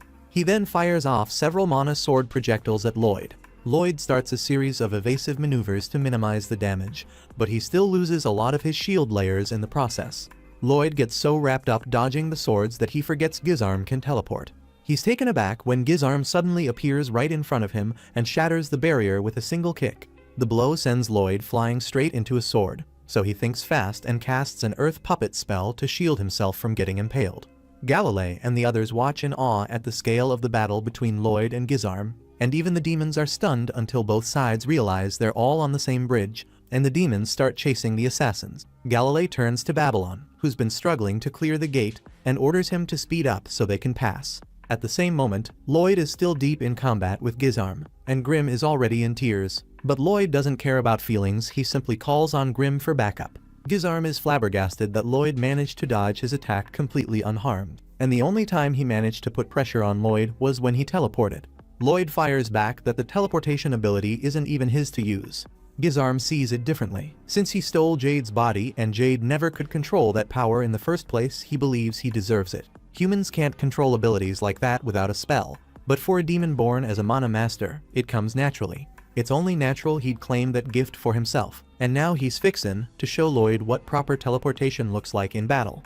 Gizarm summons more mana swords and starts mocking Lloyd, daring him to attack, dodge, or even run. But when Lloyd takes a stab in the back, Gizarm laughs, declaring he never had a choice. With teleportation, there's no need to launch projectiles in the usual way. They can be sent directly into Lloyd's body with no way to block them. Now convinced of his own victory, Gizarm names his new power Shadow Wolf in honor of the moment. On the other side, the lowlife demons are still after the assassins, ordering them to surrender their bodies. But the crew has just learned to harness their own powers for the first time, so there's no way they're about to give it up. Galilei uses his web ability to cover the ground and hold the demons in place while the team escapes the webs harden after a few seconds. To ensure none slip away before they set, Crow employs his cursed speech to make Humpty Dumpty and the rest collapse. Galilei praises Crow for nailing his cursed speech without hitting their own folks.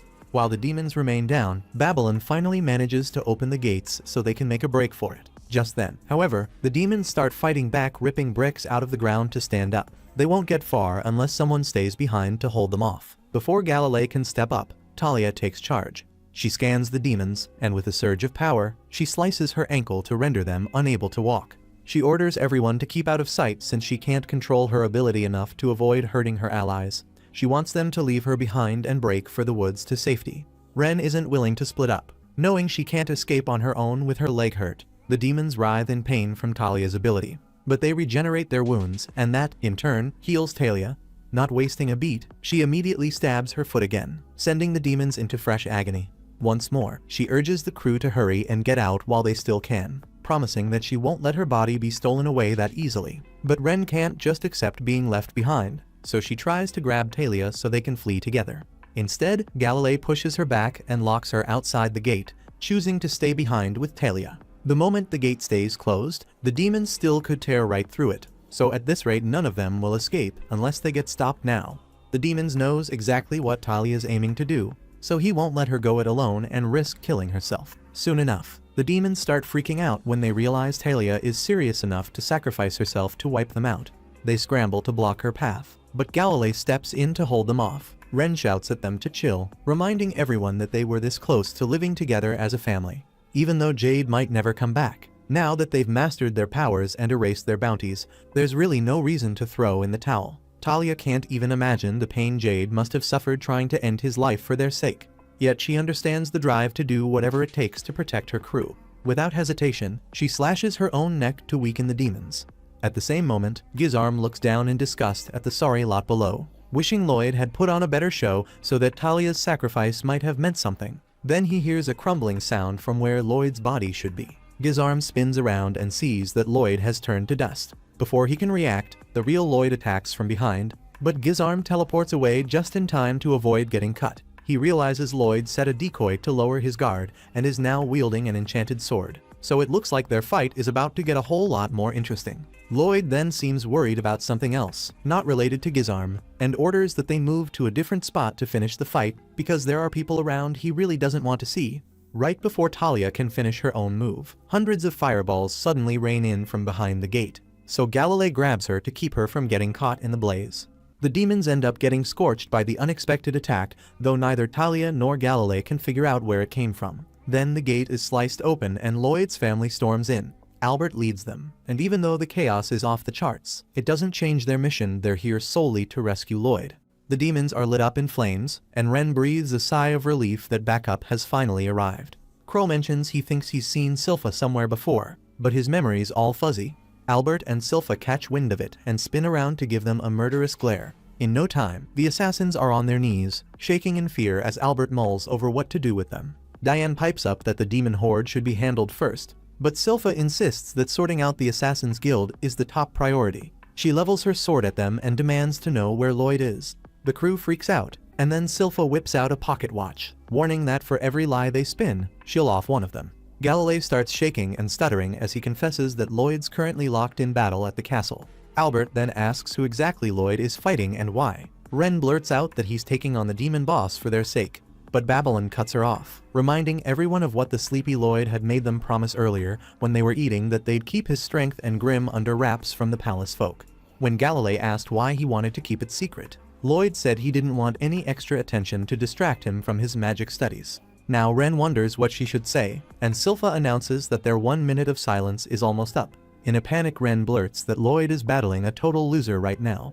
The others try to back her up, but they end up sounding like a bunch of clowns, and Silpha doesn't trust a word they say. She prepares to finish Ren off, but Albert steps in.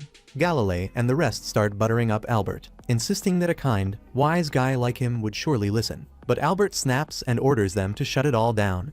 He pulls out Lloyd's underwear they'd found in the Assassin's HQ and demands to know why Lloyd would fight for people who dared strip him naked. Galilei stammers that the garments were just soaked in his fluids and left to dry, not realizing how incriminating that sounds. Albert and Silpha are in full murder mode, but Ren stands up, admitting that outcasts like them aren't easily trusted, and she's ready to take any punishment they dish out. At that moment, she insists they trust her just this once, explaining that the demons stole Jade, her dearest, and that Lloyd is fighting them because of that loss. Everyone falls silent, mulling over her words. Suddenly, a demon-possessed human lunges at her, but out of nowhere, Princess Alice rides in on her majestic fox, Luru. The fox bites and devours the attacker, and Alice declares they can trust her because if Ren had any ill will, Luru would have gobbled her up first. Albert decides to take his sister's word and declares that the demons are now their top priority. He orders Silpha to track down and retrieve Lloyd, and she sets off without delay. Ren clings tightly to Silpha, protesting that Lloyd is fighting some total weakling and doesn't need backup. But Silpha warns her to let go or she'll strike, and Ren holds on despite her fear. Soon, Ren spots a teleportation circle hovering in the air, and before anyone can react, dark energy spears rain down, ripping the bridge apart. Diane peers over and sees the demons scrambling to cross the river and flank them. Albert panics, realizing that if the fiends get behind, they'll be trapped, and orders his soldiers to retreat. Silpha is distraught, having been so close to reaching Lloyd. It turns out Gizarm attacked the bridge on Lloyd's orders to let the fight run free. As Gizarm watches the forces fall back, he tells Lloyd to resume the battle. Gizarm snaps his fingers and teleports a barrage of spears straight at Lloyd's spot, aiming to stab him, but Lloyd evades the assault with impressive speed. Gizarm sends more dark spears in hot pursuit, yet Lloyd stays locked on his sword. Glancing down, he sees Albert and his crew keeping the fleeing demons in check with their magic swords, which convinces him that he can now fight without holding back. The demons on the ground are set ablaze by the knight's fire attack. Though they scream in pain and feel the burn, their bodies regenerate every bit of damage, leaving the battlefield in a chaotic, relentless struggle. Even though the demons are built tough against magic, Albert isn't sure if he should off them since they're still in human bodies. Out of the blue, Diane whips out his special magic sword and chucks a giant fireball at the fiends, blasting them away in a massive explosion. But that doesn't work at all, and even the knights wielding their magic swords are running low on stamina. This has Albert stressed out, wondering what to do next. He figures they gotta switch tactics to let Luru and Silpha get in close and take on the demons. When he turns to check if they're ready, he finds that Silpha is missing. Silpha had scaled up on Shiro and is now leading him to the broken end of the bridge, urging him to rush toward Lloyd. Galilei and the others tell her it's impossible, and she realizes it too. Yet she keeps coming up with wild, foolish ways to cross the shattered bridge. Shiro, desperate to see his master, takes a leap of faith but ends up falling into the river. Just then, as Silpha is about to jump after him, someone climbs up the bridge and attacks her. She dodges the first strike and then draws her swords to block the rest. The attacker turns out to be the Humpty Dumpty demon, who compliments Silpha's skill and declares that she's good, but not as good as him. He boasts that while his lackeys here are just 10th class demons, he is an 8th class demon and a master of the demon blade technique. Silpha ponders the demon class system, wondering what class Pazuzu might be, but it doesn't matter because Humpty Dumpty still seems a lot weaker than him. Meanwhile, Albert is still trying to figure out if there's any way to save the people possessed by the demons when one suddenly launches a surprise attack on him. No one's ready to fend it off, but out of the blue, Babylon shows up to rescue the prince. He grabs the demon's neck and twists it 180 degrees.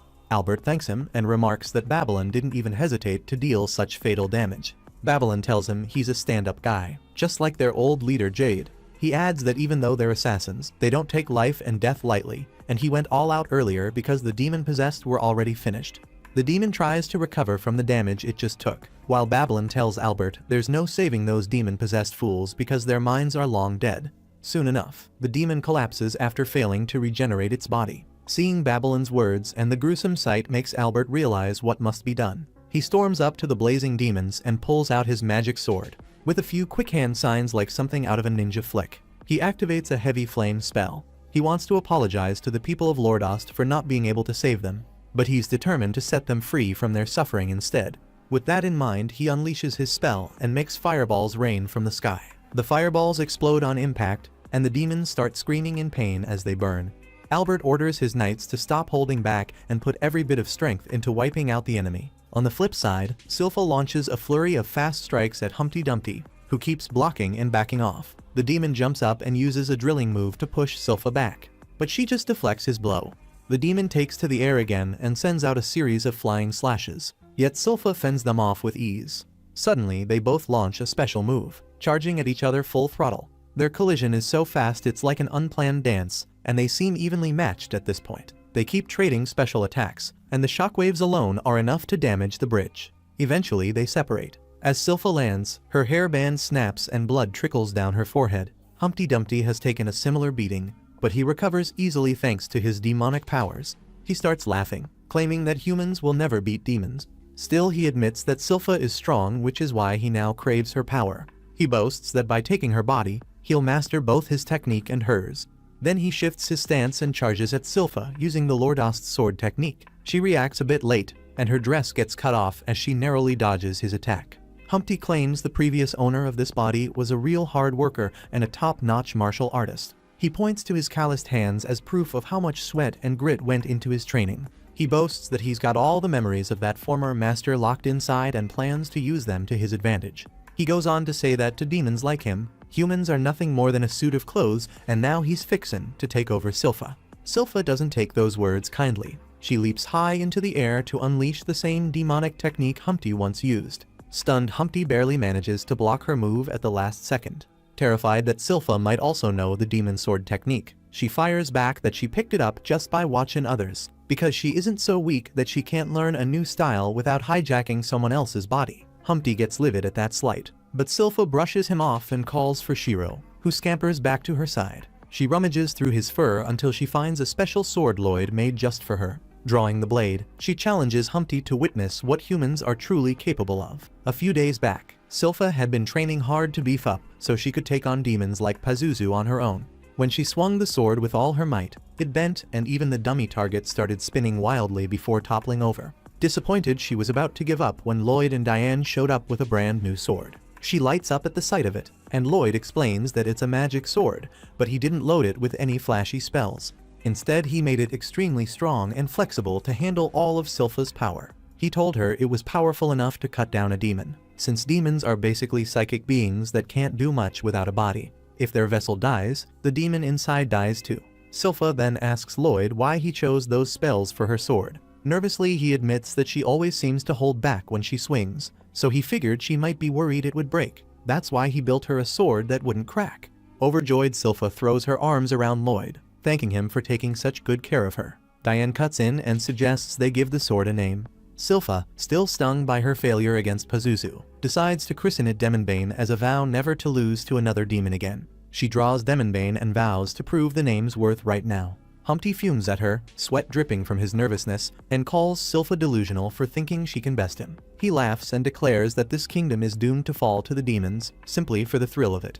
Humpty goes on to claim that Gizarm orchestrated the whole elaborate scheme to lure Jade here, making his underlings possess the bodies of the people of Lordost and spreading rumors of war. Jade had no option but to return home to avoid that war, a decision that turned out to be fatal. The assassins are livid upon hearing about the demon's heinous acts against Jade, and Wren can barely hold back her fury. She charges at Humpty for revenge, but Silpha slaps her, telling her to back off because she's getting in the way.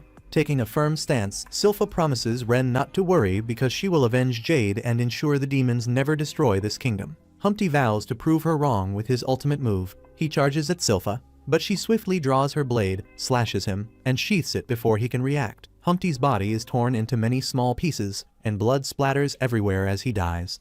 Silpha then wraps her sword in a delicate lace and glances back at her fallen foe, looking utterly cold and menacing. Silpha strides over to Humpty and gracefully drops to her knees in front of his remains. She says that before a demon took over his body, he must have been a revered warrior and swordsman, and she would have loved nothing more than to spar with him. The assassins are paying their respects too, and Silpha notices Wren crying hard. She asks if Wren ever knew the man, and Wren replies she did not, but she feels deep sorrow for him. Rising, Silpha dusts off her clothes and tells Wren and the others that perhaps they aren't really cut out to be assassins. By now, Galilei and Crow have figured out that Silpha is the legendary adventurer they once battled. All of a sudden, an explosion rocks the area behind them, and in the next instant thick scorching steam fills the scene. Silpha looks bewildered as the assassins barely see that the entire river seems to have evaporated. Then Wren realizes that Lloyd must be involved in this mess, and she can only worry about him. A few minutes earlier, while Lloyd was soaring through the air, Gizarm had launched discs crafted from his dark energy spears at him. Lloyd dodged them as he flew near the river, but knew he needed a new strategy to face them. The spear discs kept chasing him, shattering the decoy barriers he left behind. In between, they randomly fired additional spears in his direction, forcing Lloyd to constantly improvise new diversions. The spears sliced through ordinary barriers with ease, but Lloyd was protected by a heavy-duty shield, so they couldn't reach him. Right when he thinks he's safe, a magical ribbon coiled around one of the spears starts unraveling and seeping through his barrier. Lloyd realizes that this is Gizarm's cursed speech at work. He managed to reshape it for better control. With no other option, Lloyd is forced to break his heavy-duty barrier to escape the relentless cursed attack. Even though cursed speech means instant death, Lloyd figures it travels slow compared to the spears. But with Gizarm mixing them up so skillfully, dodging the constant attacks is proving to be a real pain. While Lloyd is mulling it over, several teleportation circles pop up around him, forcing him to bounce quickly as dark spears appear instantly, a move Gizarm calls Shadow Wolf. Lloyd jets away from the scene, troubled by the fact that Shadow Wolf is the toughest thing he's facing right now, making him stay on the move at breakneck speed. He knows if he slows down even a couple of seconds, Gizarm will pin him down and land a crushing hit. On top of that, Gizarm has infinite mana since he's a demon and can keep launching non-stop attacks until his enemy is exhausted. Lloyd is pissed and decides to turn the tables. He uses his double casting technique to fire off a powerful spell in under 2 seconds, summoning a giant flame golem that charges at Gizarm with a massive punch. Lloyd can only watch, equal parts angry and amused. Gizarm figures the golem won't kill him and, not wanting his gear to burn, teleports out of harm's way. The golem slams into the river below, evaporating all the water and blanketing the entire castle in thick steam. Now Lloyd wonders if that was the best move since he can't see a damn thing. He taps into his Kai techniques to pinpoint Gizarm's location and finds him not far off but completely still.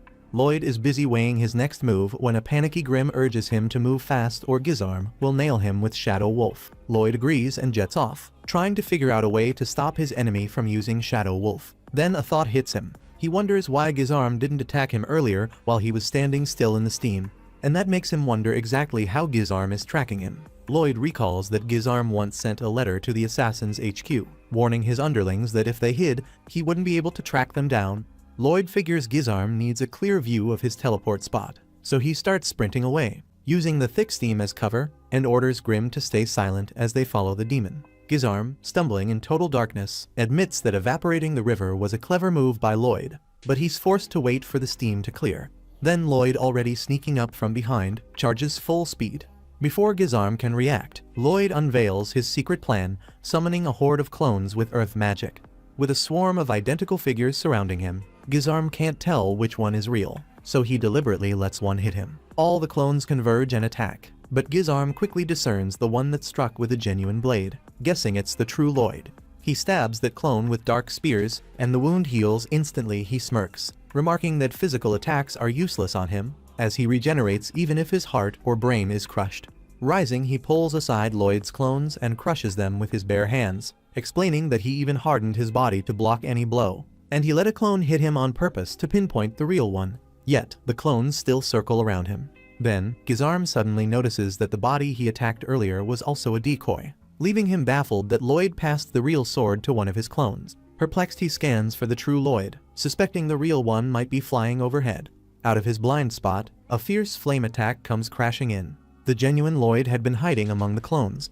After landing a hit, he swiftly shuffles the decoys to mask his position, leaving Gizarm reeling from the unexpected strike. He summons a fresh batch of clones from the earth, and these decoys even talk to confuse their enemy further.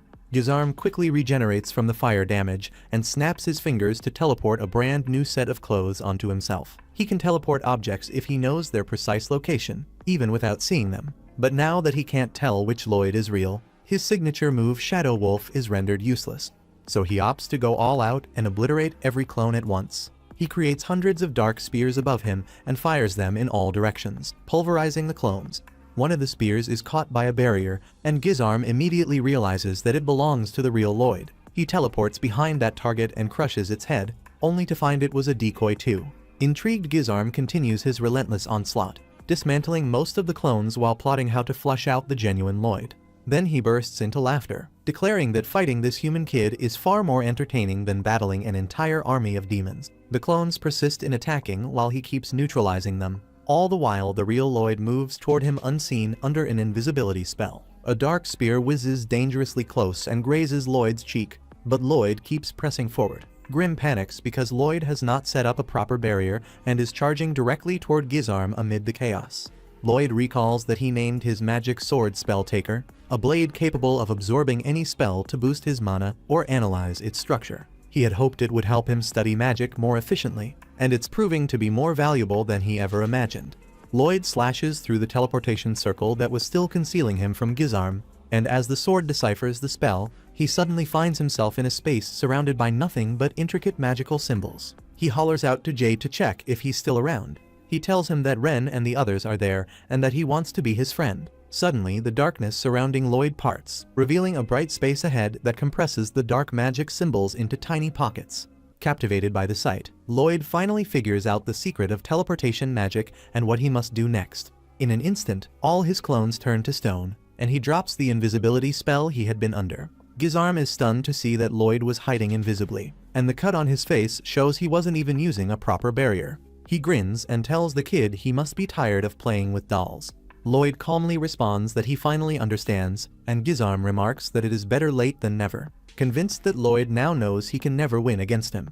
Gizarm then states that Lloyd is fighting for a bunch of fools. He insists that Lloyd isn't like ordinary humans but more like him, and invites him to join his side with a promise of fun while taking over the world. Lloyd simply sighs and calls Gizarm as dumb as a beast who's satisfied with the raw strength he was born with and never bothers to understand its source. Lloyd explains that although humans are indeed weak, they create wonders with their desires, forming bonds and magic. He smiles, saying that every spell is rooted in desire, and since desires are infinite, magic is endlessly fascinating. Gizarm declares he doesn't care and teleports to attack Lloyd. Lloyd quickly counters by punching him in the gut as soon as he appears beside him. Gizarm can only scream in agony as his bones are crushed, and he collapses to the ground, gagging and foaming. Lloyd mocks him by saying he didn't even use mana for that blow, it was simply a Kai-infused punch. Gizarm fails to grasp his words, and Lloyd explains that magic learns from every field of knowledge and evolves even further. He settles down in front of Gizarm and calmly asks what his next move will be.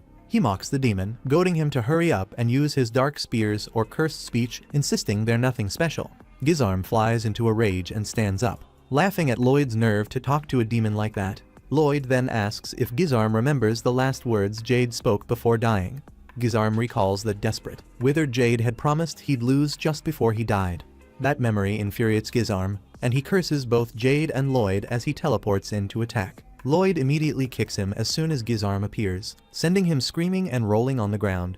Lloyd takes off after him and unleashes a barrage of fierce, Kai-infused kicks that drag Gizarm across the earth. Gizarm tries to teleport away, but Lloyd is right there and lands a brutal kick to his mouth. Gizarm tries to steady himself and rethink his strategy, but Lloyd gives him no room to breathe. He spins Gizarm around by the leg and slams him to the ground before pounding him relentlessly.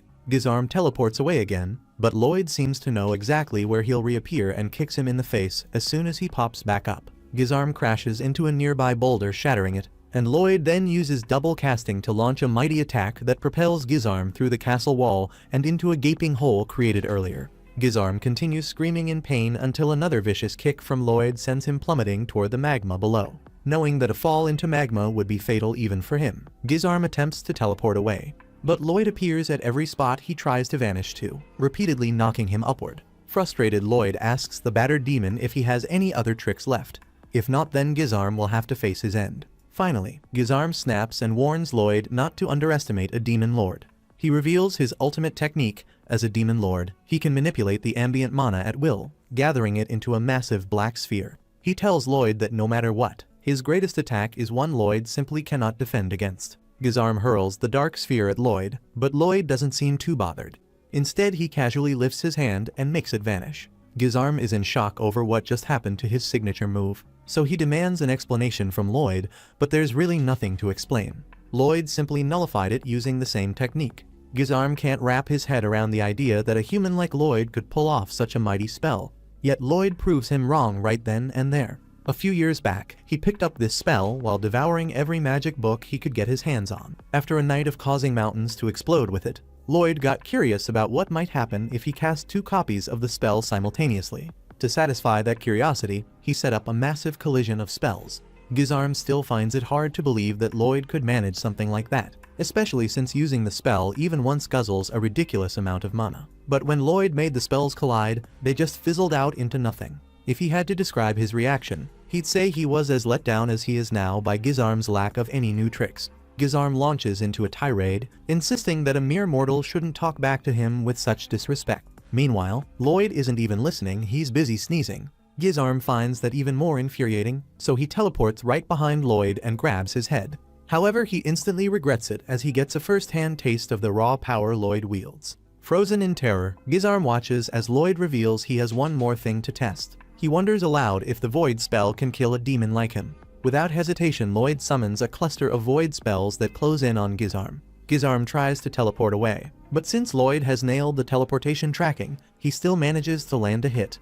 Back on the ground, thanks to all the fog, the demons couldn't see a thing. But Luru, Shiro, and Silpha kept on fighting using their sharp sense of smell. As she sliced through the demons, she noticed they were oddly weaker than before. Ren explained it was because of her poison. She was trying her best to hit only the demons, though her control wasn't perfect, so Silpha had to be careful about taking too many deep breaths. Albert, on the other hand, couldn't do much without his sight and was just waiting for sunrise to bring some light. When he checked his watch, he was shocked to see that it was already morning, even though the sky stayed dark for some reason. High above the castle, Lloyd's mana still blanketed the area, and Gizarm was being sucked into the void spell Lloyd had cast. No amount of regeneration was going to help him. Realizing he was doomed if things continued, Gizarm decided to ditch his body and make a run for it. but Jade's body clung on and wouldn't let him go. Out of options, Gizarm started playing mind games, pretending to be Jade to bait Lloyd into releasing him. But Lloyd was too sharp for that and doubled down on the spell, crushing Gizarm and finishing him off once and for all. Once Lloyd was sure Gizarm was dead, he concealed his mana again and let daylight finally shine. As Ren looked up at the sky, she recalled a time when Jade had told them stories about Lloyd. Rumors had swirled about the 7th Prince of Saloom, even though Lloyd wasn't a contender for the throne. There were plenty of wild tales about him. One tale even mentioned a huge explosion on the day he was born. The castle tried to cover it up by calling it a gender reveal party gone wrong, but Jade swore it was really Lloyd unleashing a spell as soon as he was born. Most of the others found it hard to believe, though Jade still thought it was one cool story. If someone could be naturally gifted enough to work magic from birth, maybe Lloyd could someday help them shake off their curses and finally live in the light. Back then it was just a joke, but none of them ever imagined it would turn out this way. After everything was settled, Lloyd and Grimm teamed up to build a memorial for Jade. Grimm wonders if it's really okay for the memorial to be so far from the others. Lloyd says it fits since there's nobody left to bury, and it's more about remembering him. Grimm then changes the subject, saying he's really impressed that Lloyd managed to hit Gizarm with the Void spell, even though it moves pretty slowly. Lloyd explains it was all about analyzing the teleportation to know exactly when it was going to trigger. Once he figured that out, he simply linked it to his reflexes so he could dodge any attack and chase Gizarm whenever he tried to escape. That doesn't mean the fight was easy for him. Gizarm was definitely strong and could have killed Lloyd if he slipped up even once. It was a reckless move to try and analyze the teleportation in the middle of the fight. But Lloyd had to do it if he wanted to land a hit on Gizarm. More than anything, he wasn't satisfied until he figured out how teleportation really worked. Yet he can't even claim credit for discovering it since everything was already set up for him. In his final moments, Jade had transcribed the teleportation spell and left it behind, knowing someone would eventually use it to kill Gizarm. In the end, it was Jade who really saved the day. A while later, Albert shows up and asks who the grave is for. Lloyd can't explain, but Albert says he already knows. It's the grave of the former leader of the Assassin's Guild and the previous ruler of Lordos Jade. The Assassin's Guild told him they heard about Jade's revolt and asked for Lloyd's help. Lloyd just goes along with it since the guild spun the story to cover for him. According to what they told Albert, Lloyd even helped defeat the demon that had possessed Jade's body. But even if their intentions were pure, they still made a living by killing all this time, and they essentially kidnapped a member of the royal family to force him into a war. These charges are serious enough to warrant execution, but they insist they're ready to atone for their sins by serving Lloyd for the rest of their lives, and they mean it. So Albert asks Lloyd one simple question. This isn't just about taking in a pet or something trivial. If Lloyd agrees to have the Assassin's Guild as his retainers, every move they make becomes his responsibility, and he'll be held accountable for any harm they cause. Lloyd tells him he understands and is willing to take on that duty from now on. This is the first time anyone has seen Lloyd show genuine care for others. Albert reminds him that just because he's the 7th prince doesn't mean people don't care about him or his actions. Beyond being a prince, he's first and foremost Albert's beloved little brother. And that bond runs deep, maybe even a bit too deep.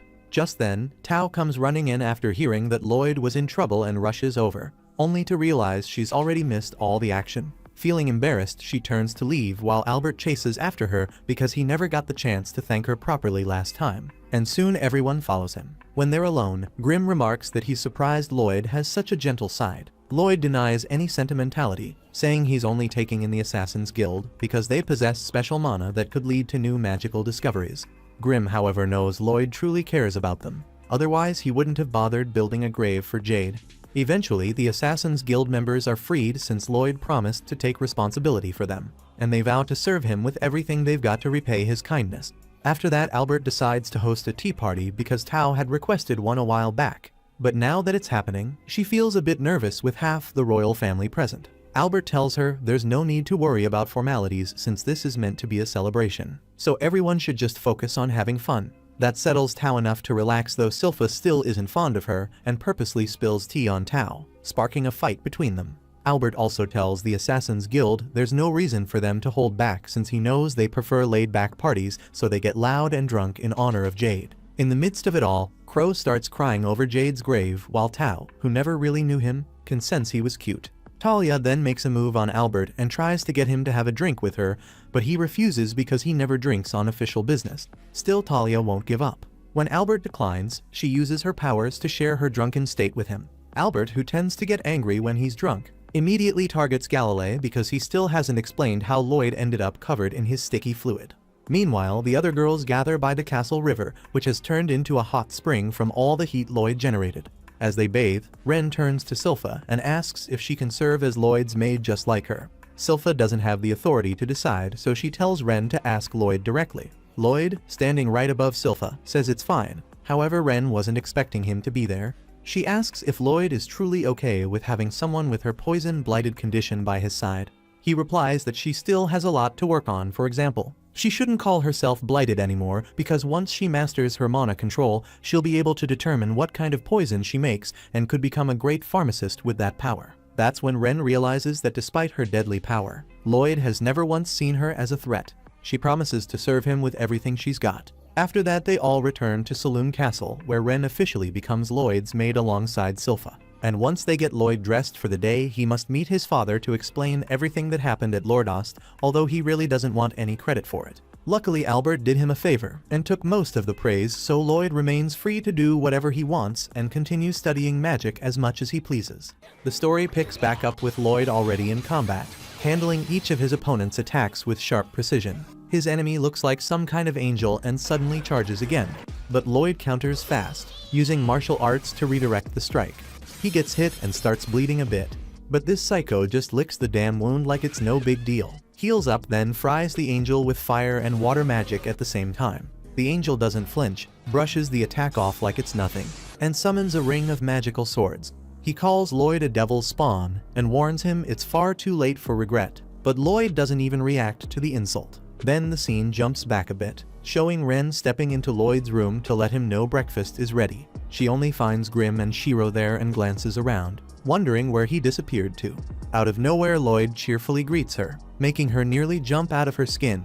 Turns out he's been training and finally got the hang of hiding his presence using that mana blocking technique she taught him. Ren's honestly impressed, saying it took her a whole year to master that trick. Then starts easing up and praises him with a smile, but then quickly remembers she's supposed to be formal, snapping back into maid mode. Lloyd notices she's still settling in, and mentions it's already been a few days since she started.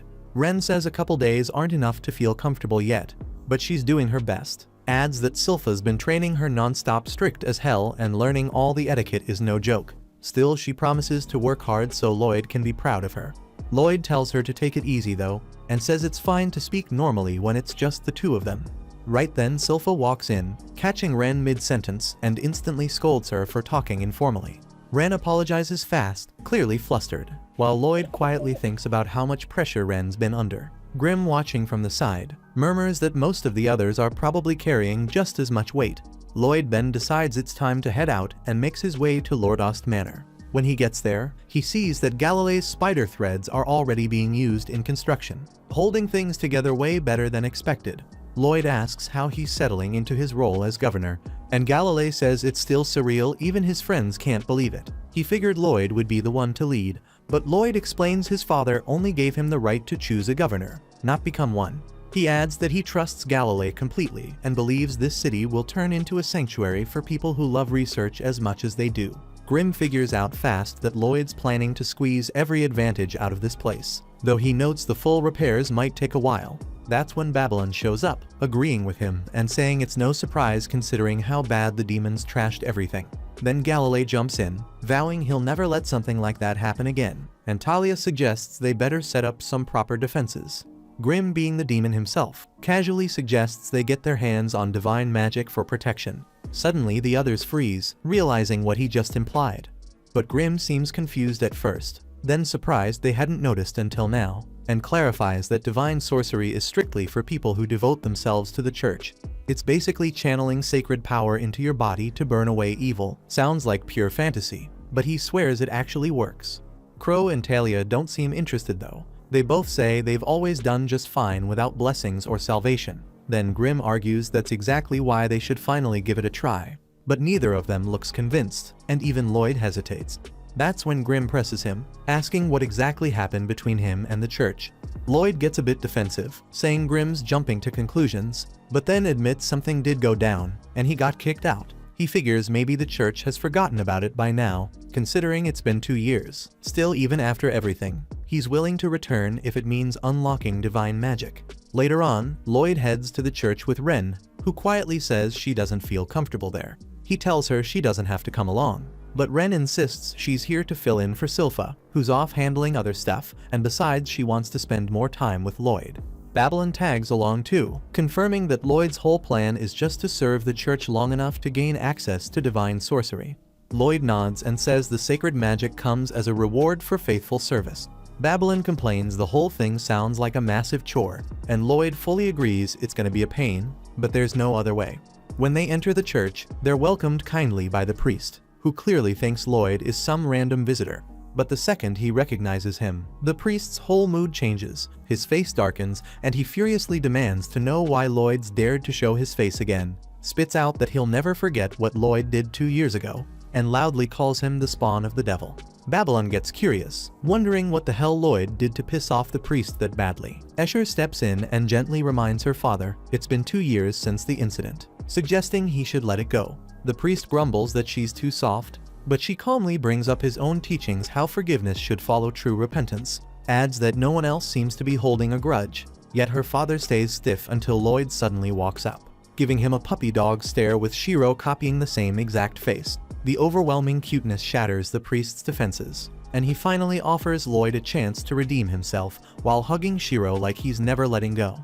Later on, Lloyd and the group start their duties at the church, but he quickly loses focus. Within minutes, he ends up breaking a vase and tries to quietly slip out before anyone notices. Escher catches him in the act, asking gently where he's going. He admits to the accident a bit awkwardly, and she quickly checks if he's hurt, clearly relieved when he tells her he's fine. But seeing the shards of stained glass, Escher recognizes it as one of her father's favorite pieces, offers to take the blame. But Lloyd insists he'll own up to it himself. From a distance, Ren and Babylon are watching, both getting the sense that Escher's soft demeanor is throwing Lloyd completely off his rhythm. Once Lloyd walks off, Ren curiously asks why he seems so out of it. Escher laughs softly, explaining that Lloyd's always been like this, driven and honest, but easily distracted when magic's involved. She figures he probably came back just to learn divine sorcery, and though Ren and Babylon play dumb, the assumption hits a little too close. Escher then starts reminiscing, saying Lloyd used to break vases all the time when they were kids, remembers one moment clearly he'd knocked over another one, and when she asked if he was okay, he looked totally serious and told her she should punish him with divine magic. She chuckled at the time, reminding him that such power couldn't be used lightly unless evil was involved. Instead, she suggested they sing a hymn together, but by the time she finished speaking, he'd already disappeared without a word. Then, after a while, a demon suddenly attacked the church, forcing everyone to evacuate fast. In the middle of the panic, Escher spotted Lloyd standing way too close to the demon, completely unaware of the pile of debris falling right at him. Without a second thought, she ran over and shoved him out of the way, taking the hit herself. Lloyd instantly checked on her, asking if she was okay, but she didn't even mention her injuries and instead asked if he was hurt. He told her he was fine, but the sight of her bleeding left him overwhelmed with guilt, knowing damn well it was all his fault. Not long after, Lloyd came clean and admitted he was the one who summoned the demon, which made the priest furious. He kicked him out of the church on the spot. Escher remembered everything clearly, the damage he caused, the way people started whispering that he was a demon's child. Even then, she never stopped believing in him, saying his voice during hymns always felt sacred. Hoped today would be their chance to sing together again, and planned to invite him to the communion, saying Saria would be there too. After cleaning up the broken vase, Lloyd walked outside and stumbled upon his sister Saria, surrounded by a bunch of thugs.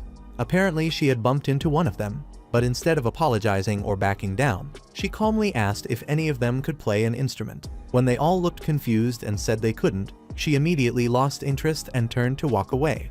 One of them, clearly annoyed, grabbed her arm to stop her, while Lloyd watching from a distance. Then Lloyd explained to the others that Saria was the kingdom's 4th princess, a music prodigy who didn't care about anything unless it had to do with sound or rhythm. Ren and the rest laughed, saying she sounded a lot like him. That's when one of the punks tried to be slick and said they didn't know music, but they could make a girl sing in other ways. Saria wasn't fazed, but when Escher showed up and demanded he let go, the guy turned and groped her chest like a total bastard, making her cry out. Without even blinking, Saria said the scream had decent pitch and might work in a duet. Meanwhile, the priest was stressing out, thinking the recital would have to be cancelled. Lloyd asked what recital, and Babylon explained that Saria and Escher had a performance planned that day, one known to have healing effects. Grimm pointed out it might be a divine spell triggered through music instead of regular mana. That snapped Lloyd into action. He refused to let things fall apart, told Ren to deal with the creeps, and stepped in to fix it himself. At the same time, Saria casually tells the thugs that Escher's earlier cry had decent tone, but the emotion behind it ruined everything. She bluntly adds that the guy sucks at drawing out sound and confidently claims she could make Escher sing way better than that. The thug's face twists with irritation, clearly not caring about being critiqued like a failed performer. But before he can snap back, Ren discreetly casts a spell, releasing a poison cloud that targets only the thugs, the girls and the priest, knocking them out cold. Grimm quietly praises her control, impressed by how she hit only the intended targets. Then Lloyd explains that Ren's using something called mana focus, a technique derived from mana block, where mana is funneled through a single aperture for tight control. With mana focus, spells become sharp and efficient, making it easier to isolate specific targets. Lloyd congratulates Ren for pulling it off and modifying her poison into a non-lethal knockout gas. But before long, the thugs start groaning and waking up, forcing Ren to admit she's still working on adjusting the dosage. She says the formula was meant to briefly put down an average adult male, not hold off troublemakers with thick skulls. Babylon suggests she tweak it for tougher opponents and volunteers to take care of the thugs herself. But Lloyd stops her, says they might get up again if she holds back. So instead, he uses Jade's teleportation spell to relocate them completely. Suddenly Ren and Babylon both freeze in shock, surprised by how cleanly Lloyd executed it. Then Lloyd shrugs and admits he's not even sure where he sent them, still figuring out the spell's mechanics. Soon after, the priest and the girls start waking up. Lloyd tells them what happened and casually gives Babylon the credit for neutralizing the thugs. Babylon keeps grinning, clearly still pumped about Lloyd's use of Jade's teleportation. Ren comments how wild it is that nobody else saw it happen, saying if Lloyd keeps learning their spells and copies their mana signatures right, he might end up mastering all their techniques before long. As the priest and Escher leave to prepare for the recital, Saria stops by Lloyd for a second, barely remembering his name. Babylon looks confused by the attitude, but Escher explains that Saria never remembers names unless the person plays music. That gets Ren thinking, and she quietly wonders if Lloyd secretly knows how to play an instrument. Escher lights up remembering Lloyd can sing, quickly asking him to join them on stage, but Saria shuts it down right away, saying he hasn't trained enough yet and might throw off their whole recital. Promises they'll perform together as a trio once he's properly prepared, urging him to focus and learn from the show instead. Then Ren suggests they check out more of the church, but Lloyd insists on staying to listen closely.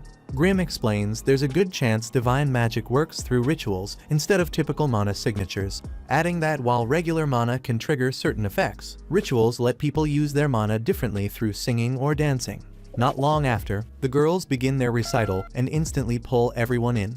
The performance stirs up emotions, moving some folks to tears.